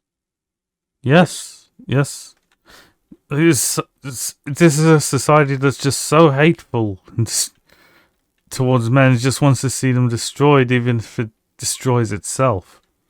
Yes. That's a good point, yeah. Deprivation, they are criminalized. The prison system, rather than being a means to rehabilitate or reform, becomes a revolving door that keeps black Americans trapped in poverty and prison. This cycle perpetuates itself. Poverty leads to crime, which leads to more policing and imprisonment. I like how he never mentions how feminists are actually pushing for this mass incarceration system. Like, they are against due process. They're driven against due process, like believe all women, right? So the man is guilty upon accusation, and he, has to prove his innocence and all this. Like, why doesn't he mention this? He doesn't care. Yeah. Which leads to more poverty and so on. This vicious cycle ensures that the socioeconomic conditions that contribute to crime in black communities remain unaddressed while police and prisons are continually funded and overfunded. Yep. Over-policing, poverty, mass incarceration are deeply entrenched tools of oppression in the US, but it sounds rather familiar. I wonder where we've seen similar things. Oh, I remember. There's a rather famous system of racial control similar to what I've described. the treatment of Palestinians under Israeli occupation. I think, can we stop here? I think, yeah. So Yeah, it's going to compare this to imperialism and stuff like that. So it should be repeat. I think if we carry on watching it, we should be repeating ourselves. I think all the main things have been covered. Yes, yeah, I think we've got actually, the essential points made. yes, So Yeah, we can look at the Violence Against Women Act yes, to see just one policy that he didn't cover, right? yes. so here we go. A special report from the Coalition to End Domestic Violence. So, the Violence Against Women Act, pervasive and chronic flaws.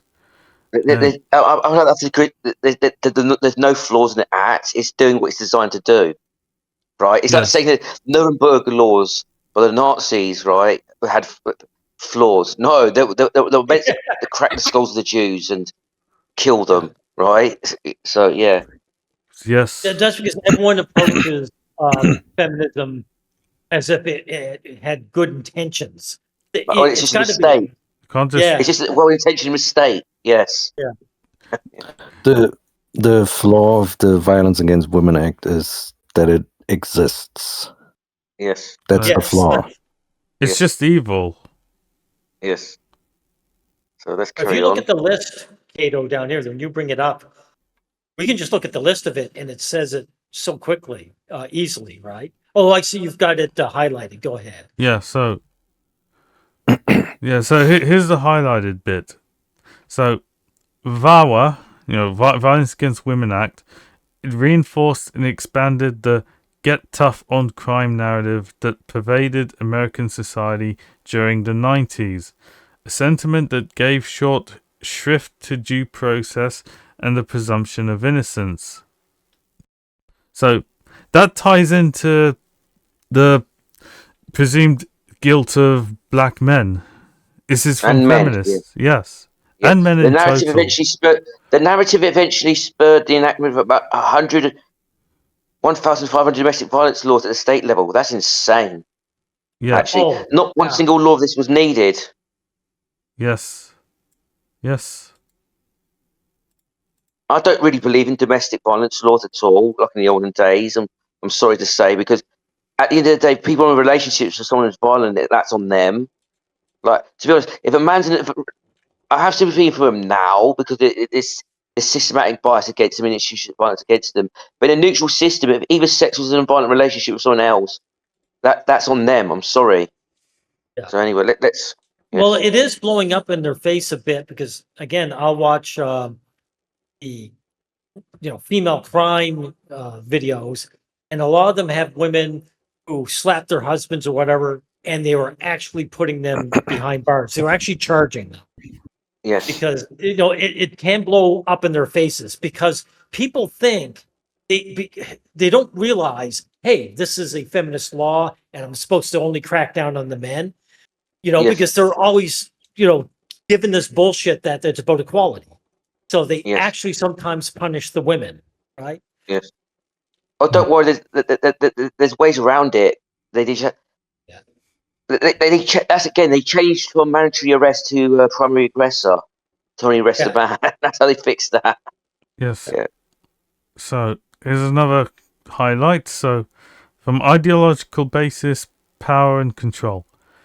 So gender ideology posits that intimate partner violence is an outgrowth of patriarchy, which doesn't exist, of course, and that the male need for power and control is the root cause of partner aggression.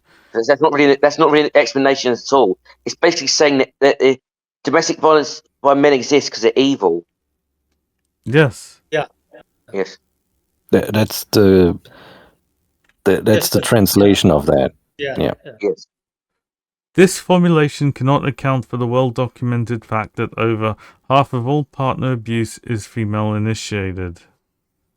So, And abuse rates in lesbian couples are higher than those among those in heterosexual relationships. So that's the real expose. Yes. Yes. Yeah, so the Violence Against Women Act has no scientific basis, right? Yes. So, and abuse rates. There should be no scientific. There's no scientific basis that can justify a gendered law anyway. It's like there's no scientific basis that could have like apartheid laws that punish black people more for white people. There's no scientific justification for that. There can't be. Just like there can't be for this. Yes. Yeah. Yes. So, was there more quotes? Yes. So, on overcriminalization. So, here's the highlight. The United States has the highest rate of incarcerated individuals compared to every other country due to its overcriminalization, which refers to the making and enforcing of overly broad, often duplicative laws. Yeah. So, in the words of the MS Foundation for Women, unfortunately... Miss Foundation, I think. Yeah. All right, Miss Foundation.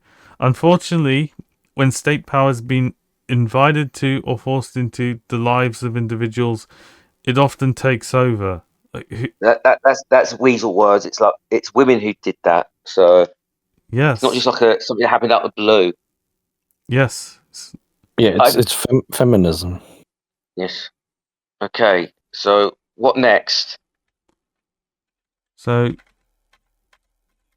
you wanted to see this Hakeem reply to Jordan Peterson. Yes, let's. Right, what part do we watch? Just the beginning. Okay. Yeah, because it shows that. Yeah. It shows that he's a feminist, right? Yes. Okay.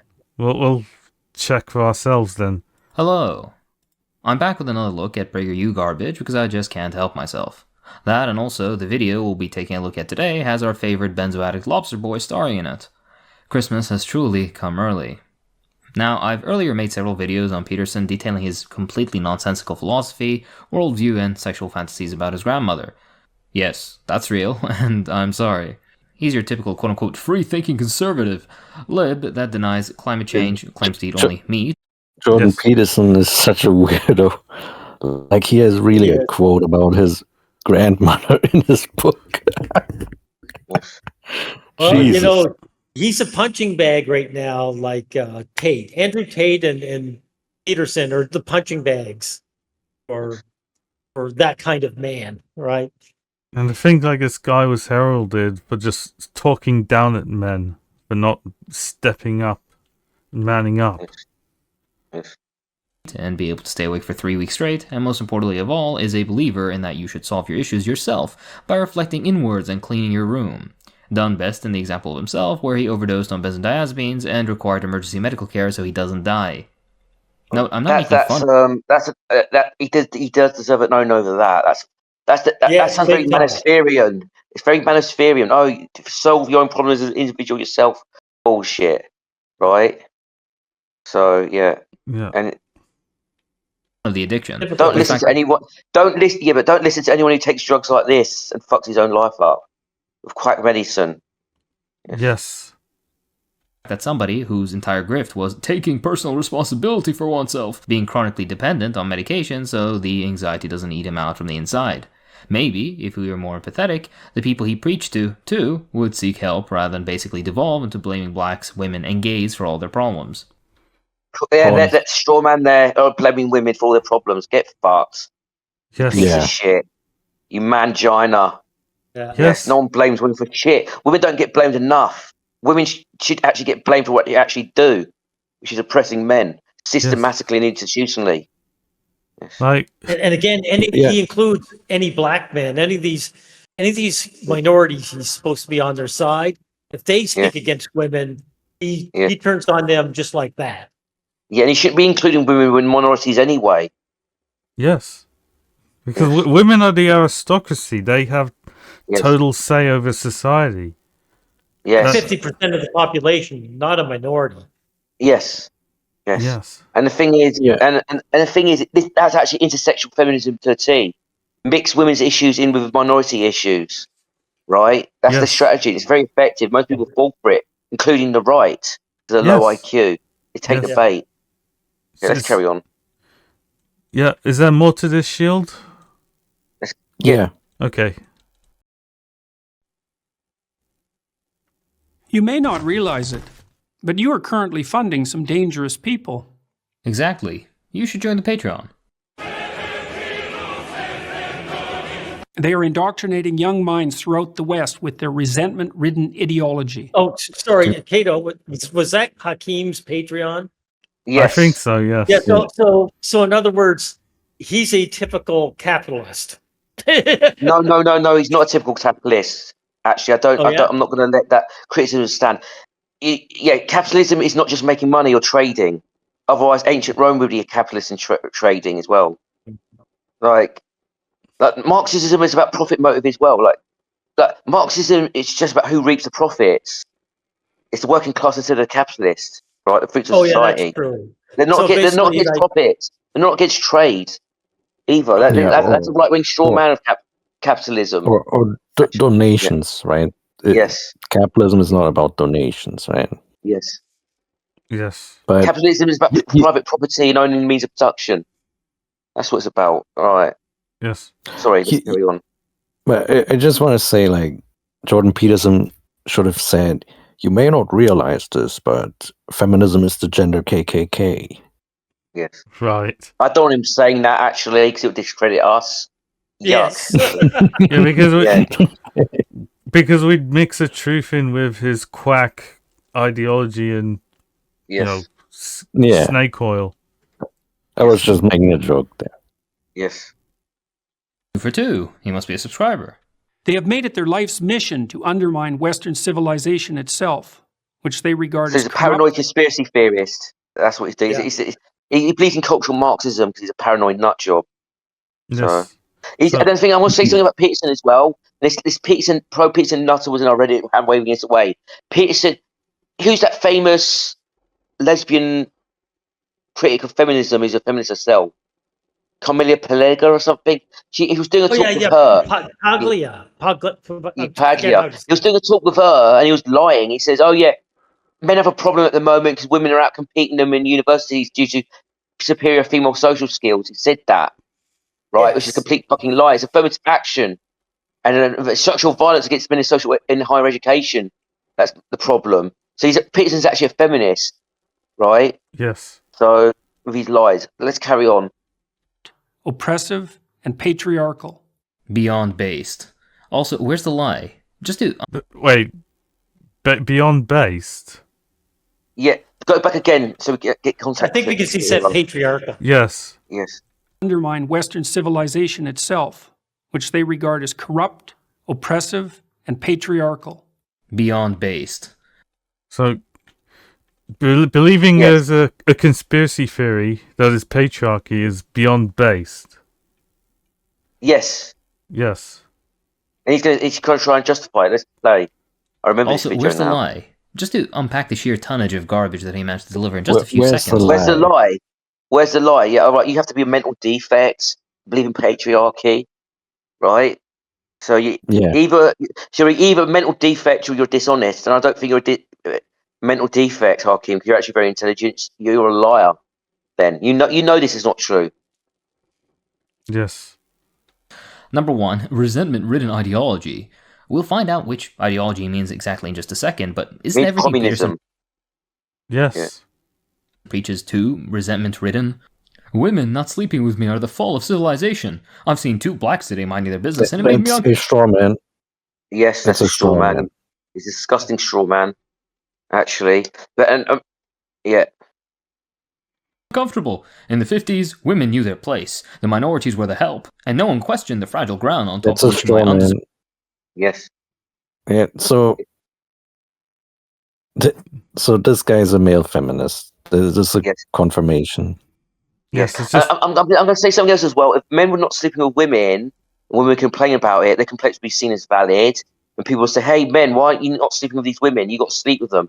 I promise you that would be the narrative, right? Yeah. How dare you reject these women? Yes. There is actually a narrative. Like, there are some people saying this when it comes to like obese women, right? Yes. Oh, so men have actually been sued by the legal system for not sleeping with their wives. It's happening in France, right? Okay. Yes. For not having sex. That's actually absolutely fucking insane.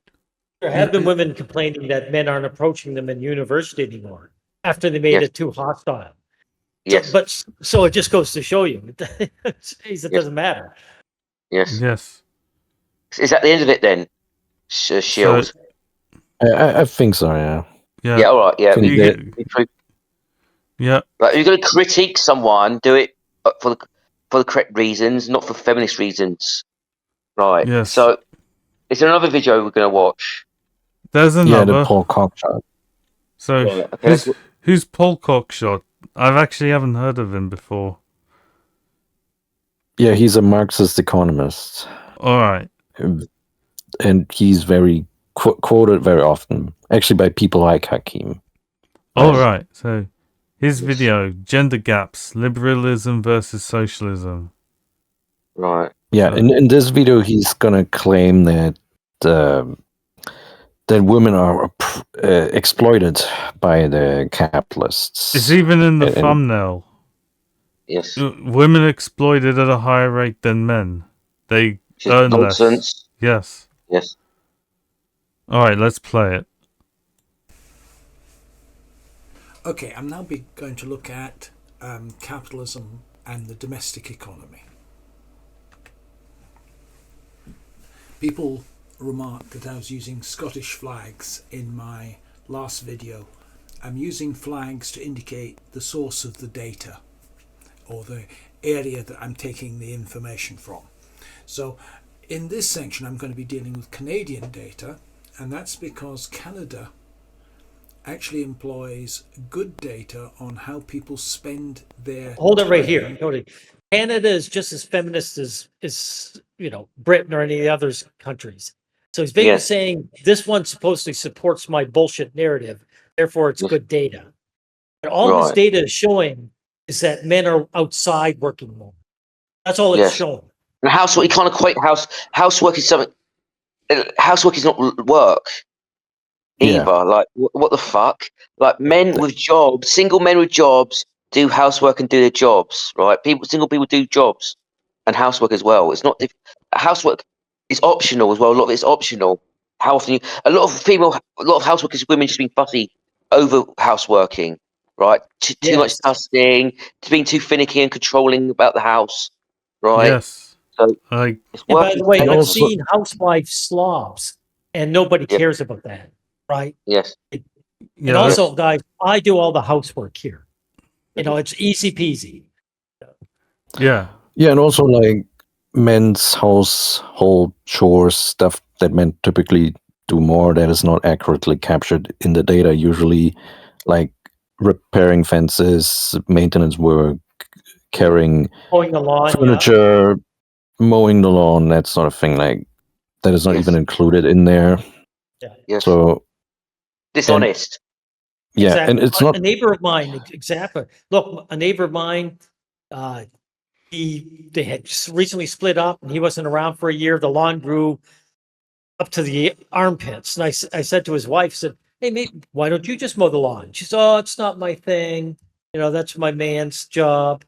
So that's She how doesn't they care do. then. Yeah. She doesn't care. Like, if she cared, she'd do it. Like, basically. So she makes him do it out of spite. yeah. And also another false framing is that it's unpaid. No, housewives, they get maintained by the husband's wage, so it's not unpaid. So that's Yeah. a lot of rubbish. And Well- someone's going to live. If someone's living in a house and doing housework anyway, like what? It's not unpaid. Like, if you're getting to live in a house rent free, right? You should do the fucking housework. Yeah.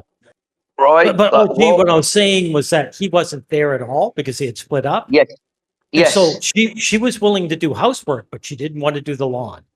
Yes, because So, she doesn't care. She doesn't Yeah. care. That's why. He was made. So yes, I know he wasn't. That's the point. The fact that he wasn't there and she wasn't doing it proves she doesn't care, and she was making him do it out of spite. Honestly, yes. Yes. Outside of the paid economy. This is an idea that was originally promoted by the Soviet economist Stromlin, but it's actually taken up by the Canadians, and they have time budgets for how families spend their time.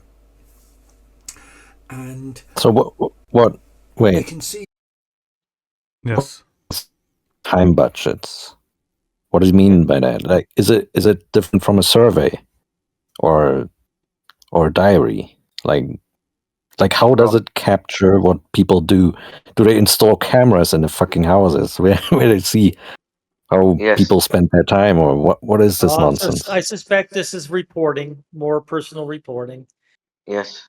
Yeah, it would Yes. have to be like otherwise it's like fucking spying on people or something. Yes. that there's a consistent pattern that women are spending more hours doing unpaid housework a day than men are. Unpaid housework. The thing is, the false framing of it. Language is very important. The term unpaid housework has to be rejected.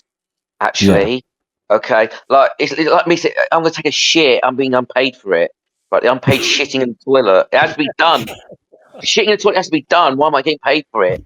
It's a brainwashing propaganda term. So the term unpaid housework has to be rejected. It's just housework.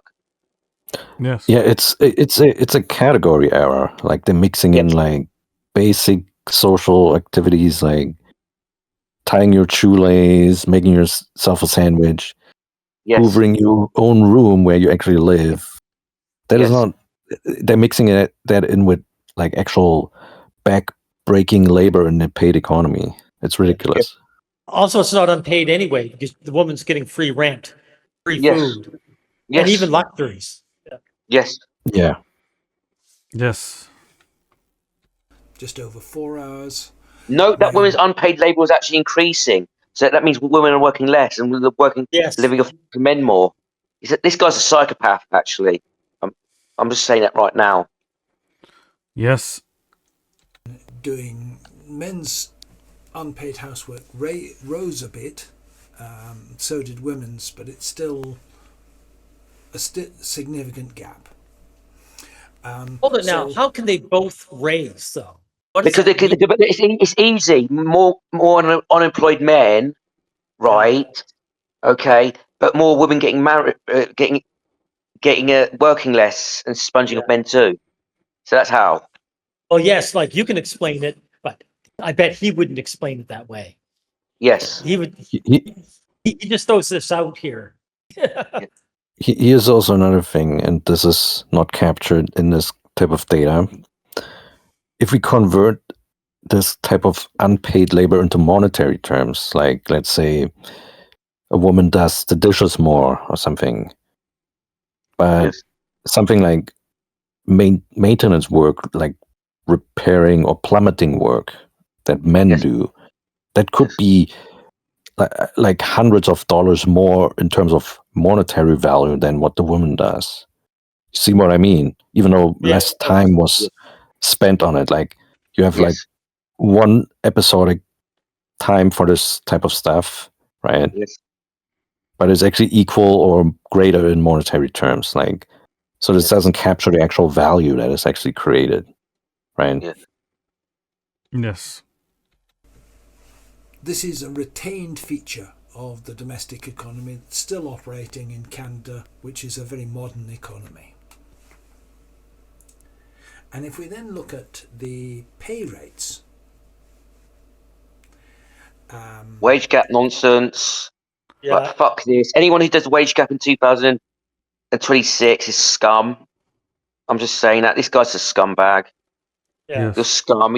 This is defamation. The wage gap is actually defamation against men. Actually, it's a defamation that won't die. Yeah. Yes. we see that the hourly rate of pay of women was $19 or just almost $20. Men's was $23. Let's look at hourly rate and daily earnings. So men earn $4 an hour more on average, but they're earning £100 more, right? That does not compute unless men are working more fucking hours. You fucking pillock. You see that? Yes. It even shows paid hours a day. Like men are working more. You fucking pillock. Yeah, almost twice as much. Yes. Almost twice as much. Look Will at we this. be watching all of this video? Is it worth watching the whole thing? Yeah, it is actually. Okay. All right. So let's see. It's 11 minutes long. It's not long anyway. Percentage difference, but when you take into account that on average women worked 2.8 hours a day in the paid economy and men 4.2 hours a day, the difference in their mean daily earnings was very considerable. Men earned almost twice as much as women did. And yes, and men have to. Look, I'd love to. I want to. I'm sexless because I'm unemployed. I'm low status, right? I should have the right to have a sex life and be unemployed. Men should have the right to have a sex life and be unemployed. They should not have to like jump through hoops and earn women, have a sex life and have relationships. Okay, right? That's why men are conditioned into working more hours than women. It's absolutely fucking disgusting what's done to men. Oh, yeah. Actually, jump through the hoops, do backbreaking work, or you won't get intimacy. Disgusting. Yeah. It's disgusting. Yeah. There Evil. were men in the past. I remember when I was a boy in the 70s, there were guys saying, would actually say, my wife isn't, no wife of mine is going to work. What they're really mean is, I don't want to give any incentive for my wife to leave me. That's what he was saying, right? Guys understood it. Also, it's also sort of cope as well. The term, the way the framework, no wife of mine's going to work, right? Like it's a boast. It says no. If you make sure she doesn't not work, she's not going to select you. Exactly. Like, yes. The saying makes the man sound like he's in charge, when it's like it's a brag as well. Yes. I'm a good little servant. It's the wife that's in charge. Okay, let's carry on. This part of the diagram, you see there is a mirror image. The number of unpaid hours versus paid hours is a mirror image for men and women. And pause. That's because you pillock. If the man's working at a job, he literally can't do the fucking housework while he's at work. You fucking pillock. It's fucking obvious, right? It's so fucking trite. It's unbelievable. Also, the women choose that type of arrangement. Like they don't want to have house husbands. So yeah, as that one of the important videos ever did was the woman who got her husband to become the house husband. She became resentful and dumped him. She was angry. You were getting an easy job and you made me work, right? Yes. Even though it was her idea and he agreed to it, right? Yes. Yeah. Wait, don't you even have a video where a house husband gets actually murdered by his Oh yes, woman? it was exactly. That's a long spiel itself. That's what it is. What happened? The guy was in the military and became injured, so he was still getting income into the house. It wasn't like he wasn't contributing either, because she was out working and he was enjoying the comfort of a house. She got so pissed off with him, she eventually shot him in the back 4 times. Right? Yes. So you know what feminists say domestic violence is caused by?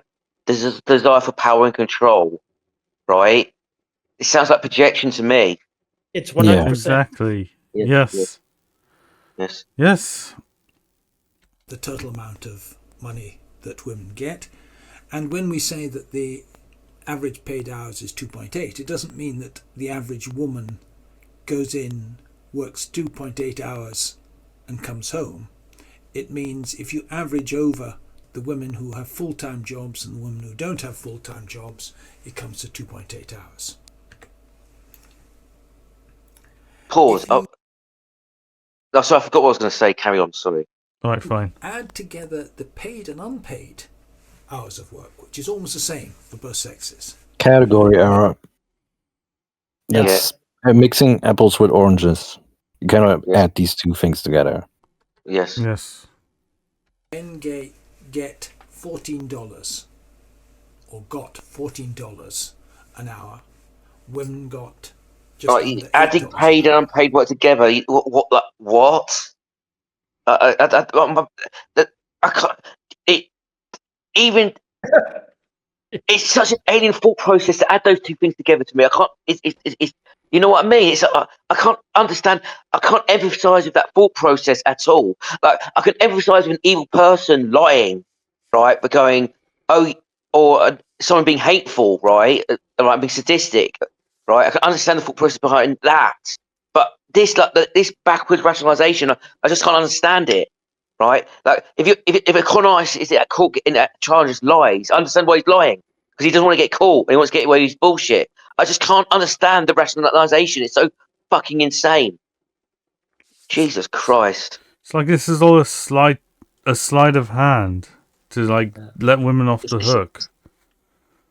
Well, you know, It's not, pandering to it's women. it's not to Yeah. let women off the hook. It's not to let women off the hook. It's to attack men. That's the main motive Yeah. behind it. Yeah. Yes. Exactly. Yes. So, almost a 2-to-1. Well, he is pandering to women, and he Yeah. doesn't have to be right. He doesn't have to make sense.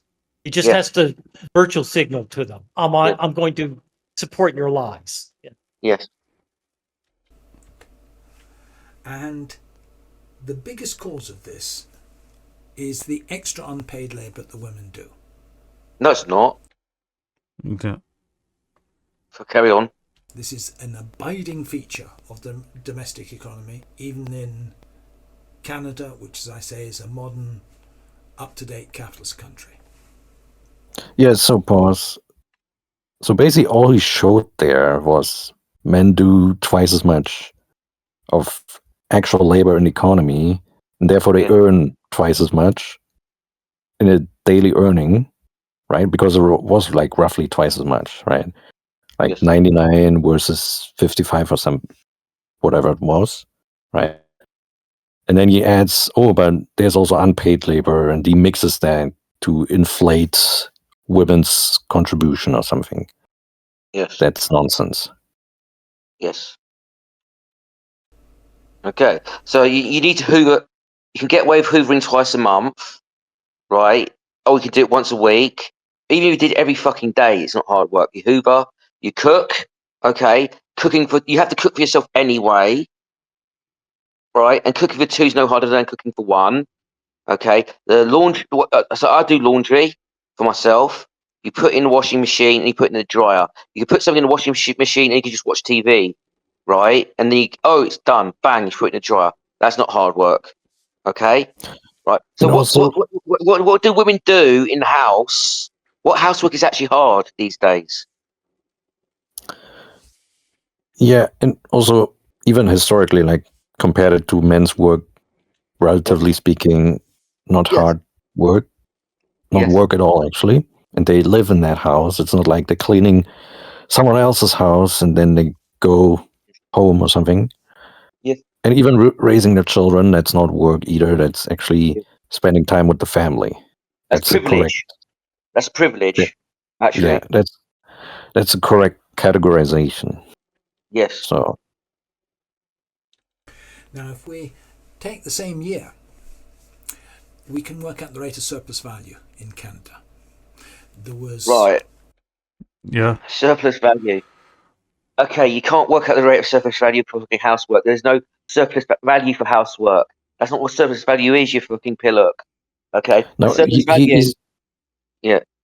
he's getting to the paid economy now, right? Yes. Right.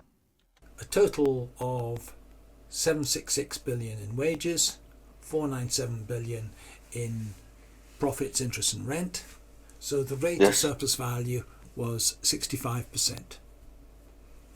If we take the average wage across both sexes per hour, it was just over $23. If you multiply that by 1.65, you find that an hour's labour created in Canada in 2011 $38.72. Pause. Okay, can I explain why this is faulty thinking? So there's how much it costs, right? So surplus value from the labour. Okay, so there's how much the work actually produces, right? And there's how much what capitalist has to pay the worker, right? Okay, and what he can get away with paying the worker, and then the capitalist in pockets the rest himself. Okay, so one of the first thing thing is, not all labour produces the same amount of value. Okay, right? Correct. Right, and not all amount of labour the capitalist is going to have be able to make the same percentage of surplus value. He might have to because of supply and demand in a different job market. So if there's a worker that's more in demand in the job market, he has to pay more money to keep him. Therefore, he gets less surplus value, right? So even on that basis alone, this comparison is completely invalid because there's so many different types of jobs with different amounts of surplus extraction of surplus, right? So he doesn't understand basic Marxist economics. Then this guy's full of shit. Yeah. So there are like multiple problems with his analysis here, Yes. right? So first of all, the average wage over both sexes. So you cannot actually do that because men work more, so they disproportionately contribute more to that 38 something dollars, right? Yes. So that's again mixing apples with oranges, right? Yes. Then another thing, like you said, even if we equate the working hours between the sexes, so are you going to tell me that 1 hour of a woman working in retail is going to create the same value as a man in a fucking on a fucking oil rig in 1 hour? Like you can just because it's the same hours, but it's different value created, therefore different wages, right? There's also different risks to these jobs, right? Yes. That creates wage differentials, right? There's different expertise that you need, all kinds of things. Like you cannot just say, "Oh, it's the same hours, so therefore it's the same value." So he's oversimplifying. Also, the social context that men and women are in is different as well. Okay, so you can't. It's pointless comparing men and women like that, right? It's not. It's not like, for example, here's a different context, right? If he's being honest, I bet he doesn't mention this. Okay, women do 80% of the consumer spending. Yeah, this makes his analysis even worse. But he's like strictly speaking about like the workplace and the production and wages and stuff like this. But what you said is like on top of that, basically. Yes. Yes. Now, all I can think is, if we lived in the opposite world where men just did house chores and women were doing wage slavery, this guy would not dream of trying to equate house chores to it. It would be berating men. Yes. Having an easy job. Yes. Yes. So it proves how partial his analysis is. It's garbage. From that, you can work out the relative exploitation rate. Exploitation rate? No, you can't. Okay. Again, there's so many different variables between different types of jobs, right? There's different hours worked in different types of jobs. Again, the exploitation rate. Like, I know, like capitalists are not exploiting women more. And also, like, different types of jobs have different setups and infrastructure. So, like an oil rig, like the capitalists running an oil rig have to pay for infrastructure and complicated logistics. You can't compare it to retail, right? Which is just like a storefront. Like, what the fuck? Sorry, this is getting on nerves. Yeah, usually also you get higher wages if you're less likely to be replaced, if you're less replaceable. And men work more in those types of industries where you're less likely to be replaced, like that require technical expertise and stuff like this. So even if you equate the working hours, right, the added value per hour is higher for men. Yeah. And don't forget, men are more aggressive fighting for raises for good reasons, right? Because that's also another thing. Yeah. Yes. Yeah. Yes. Subtract the actual wage paid from. And does he mention the life? Does he mention the death rates in the work market? Of course not. No. Okay, course yes, not. that's another context removed, which is bullshit. So removing context in data like this makes it even it's just as dishonest as a straight up lie, right? Yeah. He's just basically saying, oh, men magically get higher wages for whatever reason. So therefore women are more exploited per hour. That is just complete fucking horseshit. Perfect example, Shield. King crab fishermen. They go to Alaska during the stormiest part. They lose 1 or 2 men every trip. Only men ever go for that job. And because it pays a low status man a lot of money. You don't need any know-how. You just have to brave the storm. Right? Yeah. It's a risk taking premium. That's why they Yes. pay the wages that they do. Yes. So amazing how men have shorter lifespans. They're put in higher risk of death to work, but they're somehow the less exploited. Well, Yeah. yes. That's just insulting. I know, it's just spitting in our faces. He's insulting our intelligence. Yes. The $38 value created, and we work out the exploitation rate. So that, unsurprisingly, it shows that even in the capitalist sector of the economy... You know, say what you want about Jordan Peterson and all his bullshit, right? Okay. But this guy's worse. Okay, I'd rather have someone like ranting on about cultural Marxism and leftists than someone trying to pass this pseudo academia off, right, on me. Like, the Marxists really paint themselves in a corner like this. Just are exploited more than men. So they do more unpaid labour at home, and in the capitalist sector, they're exploited more. Complete fucking horseshit. Yes. His math is faulty. You cannot just equate 1 hour work I've by shown how a man. Oh, sorry, you go ahead. Yeah, he just equates 1 hour work by a man with 1 hour work by a woman, and then he goes like, oh, men get magically higher wages. And that means women are exploited more. That's complete fucking horseshit. Like, there's all kinds of confounders that go into these wage differentials, right? Just like we explained. So this guy's oversimplifying as fuck. Yes. He's lying. I'm just calling it lying. Yeah. Yes. So, can capitalism solve this?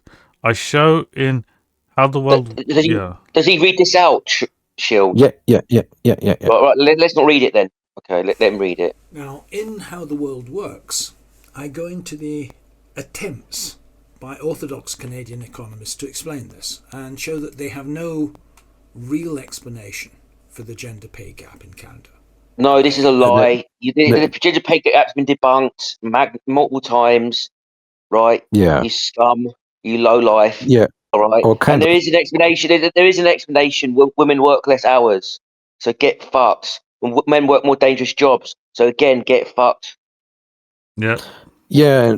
There's all kinds of productivity related factors that play into the earnings differential between the genders. So he's saying economists have no explanation for this. This is just bullshit. They have all kinds of explanations. He's lying when he says that, actually. There's nothing to explain, actually. So. And that's because they think wages are the value of labour. And there's no real clear reason to them why women's labour should be less valuable than men's. Pause. Yes, there is a clear reason. Again, like women don't work in oil rigs, right? Men are 95% of workplace deaths. Effing C. Blah blah blah blah blah. All right. Yes. Okay. This is just gaslighting. And look, even if I were to steel man his argument, let's say there was a man on an oil rig and a woman on an oil rig, right? They're working in the same job, right? Mm-hmm. And even if we equate the working hours, right? This doesn't mean that the wages have to be the same, right? Because there's all kinds of other factors, like we said. Maybe the man is more productive and gets more shit done in that hour. Yeah, I don't think we need to do that still manning, to be honest, because you're not going to have the same. Women don't work in oil rigs at nearly the same rate as men, if any, right? So let's not do that still manning, because it's such a weird. It's just such an unlikely hypothetical. He doesn't deserve that consideration, to be honest. Right. So let's not still man that. I'm sorry. Yeah. Right. Yeah, I was just showing the weakness of his argument. Yeah, I know there's other variables, but yeah, but again, like men are 95% of the workplace deaths. No still manning required of his argument. That alone is enough to debunk what this guy is saying. Yeah. On the other hand, can explain it, since it says wages are not the value of labour. They're the price of reproduction of labour power, which is something quite different. The point is that the total family wage has to be enough to support the existing workers and raise the next generation.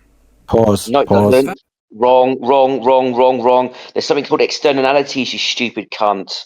Right? The capitalists paying the workers do not give a shit if the next generation is raised. Right? That's how. If you knew anything about capitalism, that's how it actually works.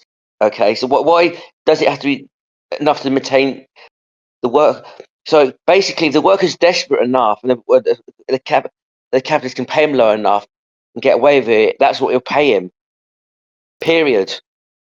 Also, he basically contradicted himself here because he says that women, they work all this unpaid labor, but then he says the family wage goes into the family. So he's basically saying women get paid when they're housewives.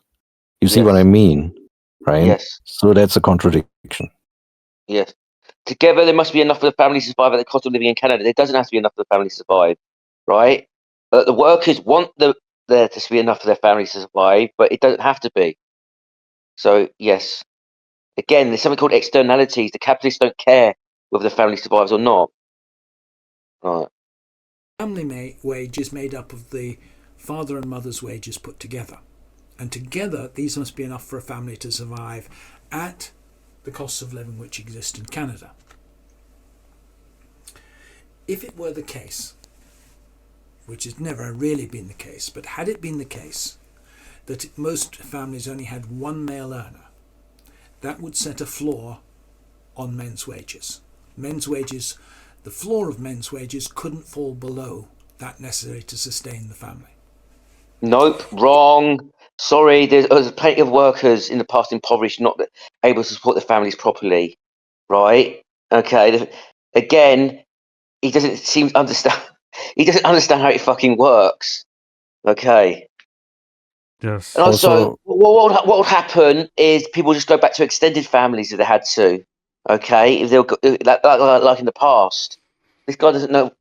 So there's so many whole. His model is a worthless abstraction. That's what I call it. It's a worthless abstraction. Yes. Yeah, kind of like what the ANCAPs do. Yes. Yes. Yeah, and also what does he mean? Like, it never happened that there was only one male earner?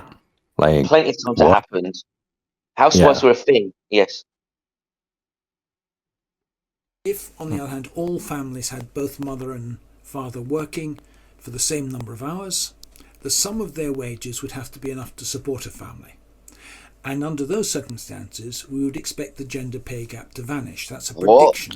Bullshit. I don't even understand the logic of this. Like, what? There's no logic. He basically said that if mother and father were working and they worked the same number of hours and they would both support the family, then there wouldn't be a gender pay gap. It's complete fucking nonsense. Because, again, they could be working in different jobs that pay different wages. Jesus. Jeez. Like, seriously, man, is this guy pulling our leg? Like, what the fuck? Of Marxist economics. But it's also a prediction that the rate of exploitation would rise because the capitalists would now be getting twice as many hours labour a day and paying out the same amount in necessary labour time. In fact, this is what data shows. What? Ugh, hurt my head. What we see is that the percentage of women doing paid labour between the 1970s and the 2000s over a 30-year period showed a gradual increase from low 40% to around 60%. At the same time, there was a slight decline in the percentage of men participating in the labour force. No, that's a steep. No, nearly 10% is quite steep. Actually, it's not a slight decline. Yes. Yes. It's pretty Yeah, this is- drastic. Yeah. This is because of union busting and also like Women pushing men out of work as well. Actually, yeah, out of and, education as well. and systematic but barriers to work as well. For Yeah. men. Now, the prediction of the Marxian theory of value is that this would result in a narrowing of the gender pay gap. And in fact, that's exactly what we see. The gender pay gap declines over the same period. And if you correlate... That's probably a sign of injustice then, because it's cutting wages in jobs that are dangerous for men. Like, do you know, in the UK that men actually struck over this? I think they lost though. That those bin workers had their wages reduced to match dinner ladies in the UK. Yes, I heard that one. Yes. Yes. Like, I remember there was one where they started paying female janitors as much as the men doing the more dangerous jobs. And men were just quitting their jobs and becoming janitors. He said, I'm getting paid more money for less, lacking risk is what I'm trying to say. Yes.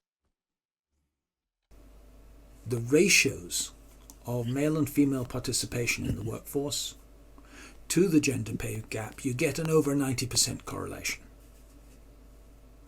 That is to say, statistically, 90% of the change can be explained in terms of the change in the participation rate.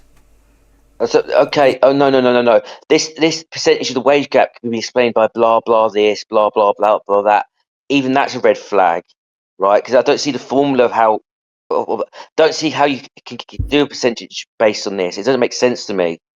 Never seen a formula for this by the feminists, so it's just bullshit. Yeah. No mathematics involved, right? Mm. Yes. Of course, since the important thing here is, a second important thing to note is women's wages rose, men's wages remained stagnant. But since productivity was rising, this meant the overall rate of exploitation was rising. Yeah, for men, the exploitation was rising. Mm-hmm.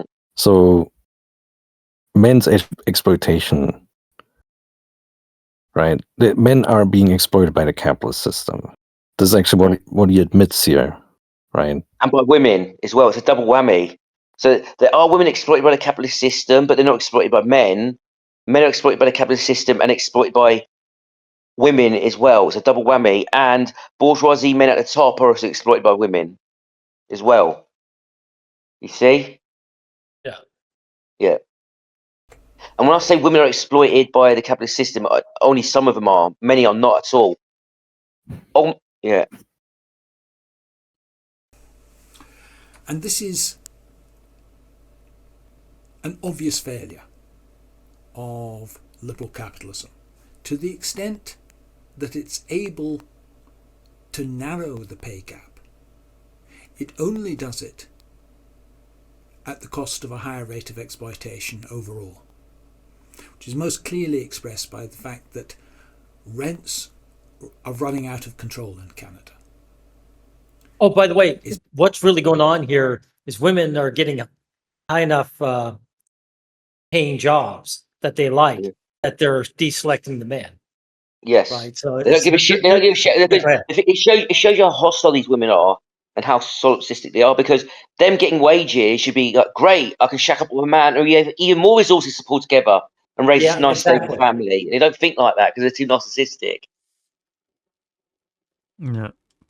becoming more and more difficult for people to afford a house. You certainly can't afford a family house on one income. You can see the rise in the rentals here, and that is a few years out of date. I've been checking on the latest figures, and a 3-bedroom flat in Canada now costs over $2,400 a month.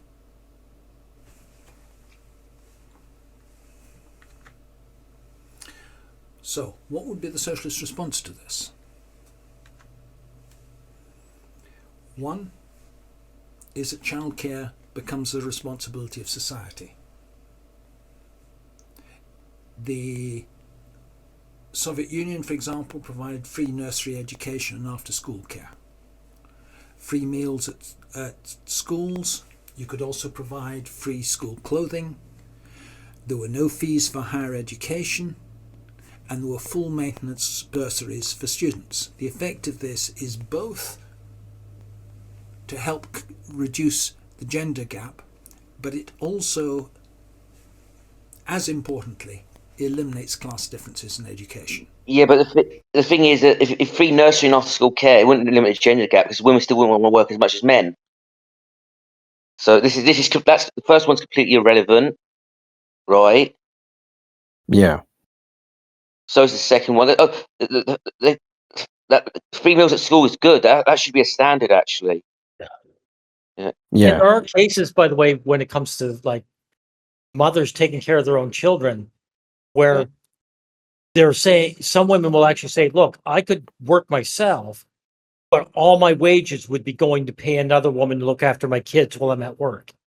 Mhm. So she doesn't bother. That's another reason why the house, the unpaid gap or whatever you want to call it, happens. The wife says, no, I'm going to stay home with the children because there's no incentive for me to go out and work. Yes. Right? But most of them still wouldn't work anyway, let's be real. Yeah, of course. Yes. But I have heard of cases like that. Right. Yeah. Yes. But they're probably lying. I don't like take women's narratives at face value anymore. So it just sounds like an excuse to me. Yes. And also there should be quotas for male teachers here, right? Yes. He's forgetting about that. Yeah. Yes. Eliminate class difference. So all this response so far has nothing to do with anything. It's like a non sequitur. Actually, it's a non sequitur. Yeah, he's in his mind. He's thinking, oh, he addresses the unpaid labor bullshit. Yes, and he thinks he's incentivizing women to work more when he's not. Yeah. Because the ability to afford higher education depends heavily on social class. If higher education is free and there are maintenance grants, that widens it. Now, this is bullshit here. This is where the bullshit comes in. So there is no distinction between men's and women's work anyway. What the fuck do you want to... There's no like, this is men's work, this is women's work. There's just work that men happen to do more than women, right? Because of because men are better at work than women in most cases, and there's different social context, right? Mostly due to mating dynamics. Also, women don't want to do the work that men tend to do more. Like, they only do it to a limited extent if they are forced to, if like economic circumstances forced to. Like, they will work in factories if they're forced to. But as soon as they're not forced to, as soon as it becomes a choice, they choose not to. This is what all of history shows. Like roofers. For example, my neighbor just got his roof done last month. All the roofers were male. Yeah. Women don't want that job. Like, it's a very uncomfortable job. You can get accidents from roofing. Well, it's there's danger, but I think more of temperature extremes. In summer and winter, it's brutal. Yeah. Yeah, I mean, in his socialist system, like, how would he try to get women into like industrial labor, heavy industrial labor? Going underground. I promise you, if he somehow forced them into industrial labor, women would want to kill him. over it. I promise you that. I promise you that now. So yeah. Okay, do you know the Soviet Union didn't have equal pay? Right? They had gradients of pay for different types of jobs, right? So what he's advocating for is absolutely fucking insane. No society's ever done what he's advocating for. I Yeah. can see the last point there. He's fucking. This guy's he's a scumbag and he's a nut job. It's like he's really lost the plot. Yes. Yeah, so so imagine if you're like a very skilled doctor, right? Like you have all kinds of expertise and it's very stressful job, right? A male doctor. And then you get paid the same labor credit as a retail worker, a female retail worker. Like imagine Yes. Like it disincentivizes like getting skilled and like getting into risky jobs. Like this is insane. This is a privileged academic out of touch with reality. I promise you, if he was suddenly getting paid the same as a janitor, he'll get violently vicious in his narratives. He'll be so angry. He'll go berserk. I promise you that now. So this sort of narrative can only come from a lack of empathy. The psychopath. I'm sorry. Yeah. Basically, he wants to just like raise women's wages more. He wants to status rape men. Basically, that's what he wants to do. Because this should lead to more men getting deselected and committing suicide. Right? So it reminds me of Mao, like during the Chinese Civil War, conscripting all the men, but giving women state positions, which is like unearned status and power. Yes. But men had the responsibility of dying and fighting. Yeah. It's like Marxists. They're just so they're very very hostile to men. Yes. Fucking idiots. This guy's an idiot. I hold this guy in complete contempt. Yeah. We are mortal in our times. All our time are precious. That comment doesn't make sense. Actually, you see what I mean? Like maybe he's not well educated. Jesus Christ! Work on your fucking grammar. All our time is precious. We are mortal and all our time is precious. Not all our times are precious. Like, what the fuck? Jesus Christ, man. Fucking hell. What Marxists were meant to be the intelligent ones. Fucking he's going against the stereotype, isn't he? Jesus. Yeah. Oh. Bloody hell. Labour not at the value of labour power. And you abolish the distinction between men's work and women's work. All of us are mortal. The time of every person is precious. The thing is, women are against like doing the hard labor. Like men have nothing against women entering hard labor, right? So so women create this. Like if anyone creates like quote unquote women's in versus men's work, it's women creating this. Yeah. Equally precious, whatever our sex. In the proposals we put forward towards a new socialism, men and women, whatever their trade or profession, get paid 1 hour's labour credit for 1 hour's work. Alongside this, you get the socialisation of tasks which were performed in the Reduce the burden of family cooking. Get fucked, you fucking women worster. You fucking like women love. The thing is, the women who cook do it because they love it, and they insist that you don't cook. Right? Yes. Cooking is a hobby. He doesn't know anything about female nature. Like, does he know how female relatives are like? You know that they want the kitchen for themselves. Yes. Yes. Yeah. I do all the cooking at home. Does Ma owe me money now? Yes. Yeah. Yeah, cooking is a hobby. Like, there's all kinds of cooking channels on YouTube. And also, let's not even like talk about gourmet cooking. That takes effort. Like a lot of people just bung stuff in the microwave anyway, right? Oh It's just yeah, microwave yeah, meals. exactly. It's just microwave fucking meals. Lazy single mums on the using a fucking microwave. Like, fuck off. It's such a big burden, man. You know, putting stuff in the oven. No, Fucking that's the manipulative language reduce the burden of family cooking. Get fucked. Yes. Look on me before. Well, but meals sold at cost price. Are they saying that no one should make a profit over their efforts? It don't was know a how- state that yes, I think he's saying that so that they can make the Oh, state or sell it. Okay, whatever.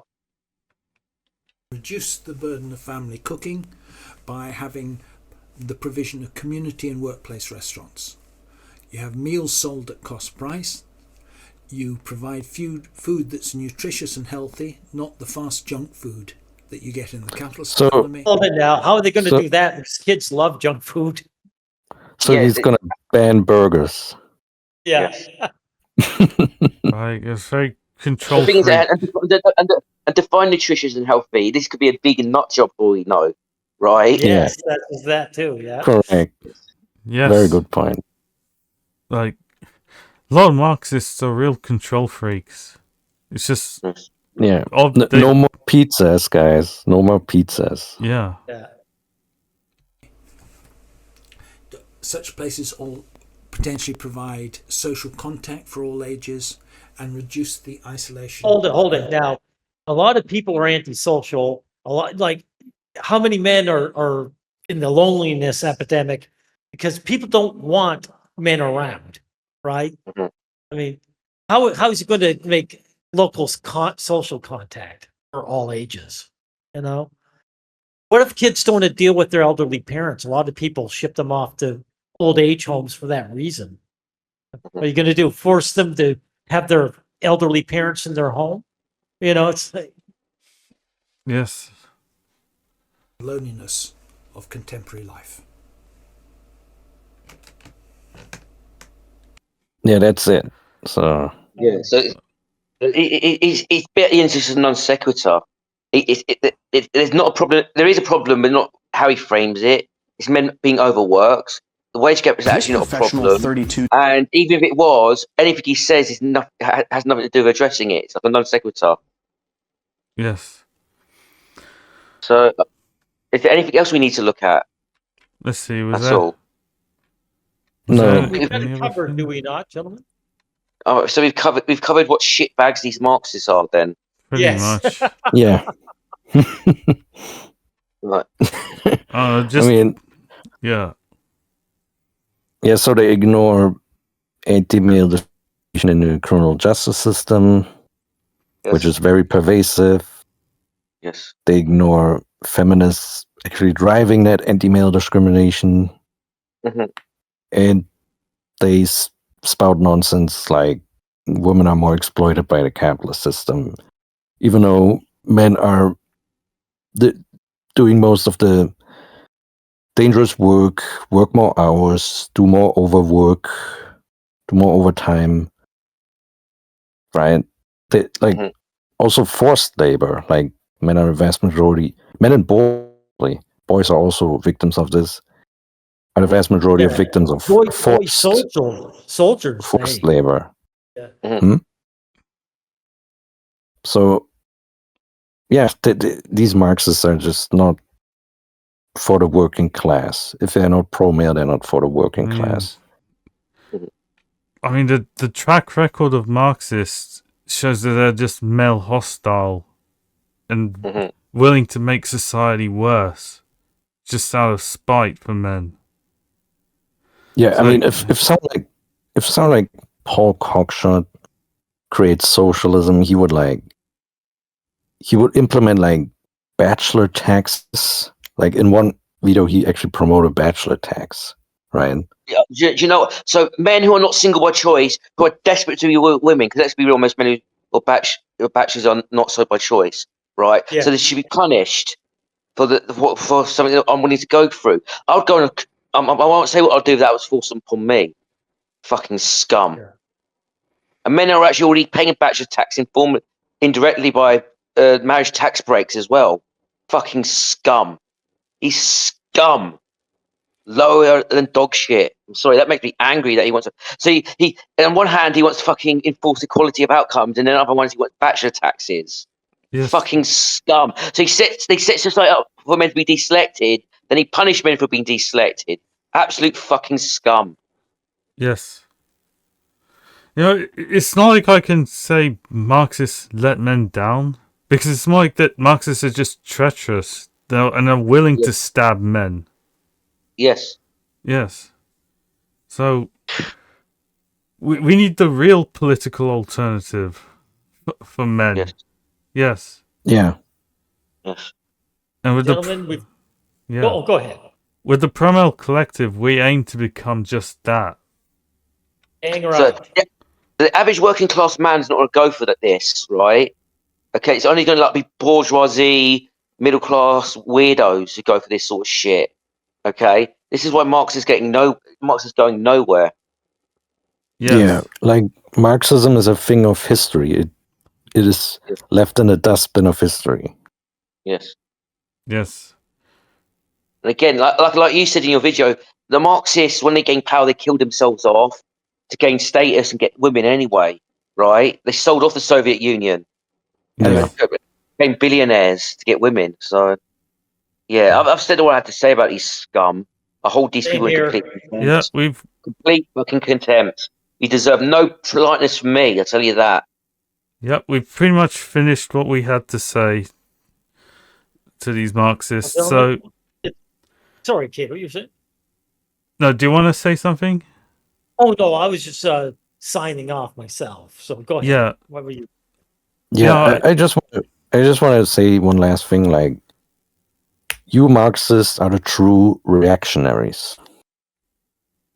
Yes. You enable the weirdest feminists.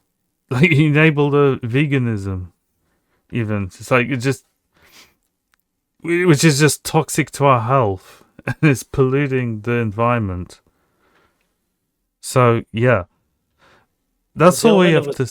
Yeah. Yeah. It was a pleasure working with you, but it wasn't much of a pleasure dealing with these Marxist assholes. It has to be done. Yes. Yeah, we've got to look for more of these Marxist videos to debunk. We've got to absolutely destroy these Marxist trash. Yes. Actually.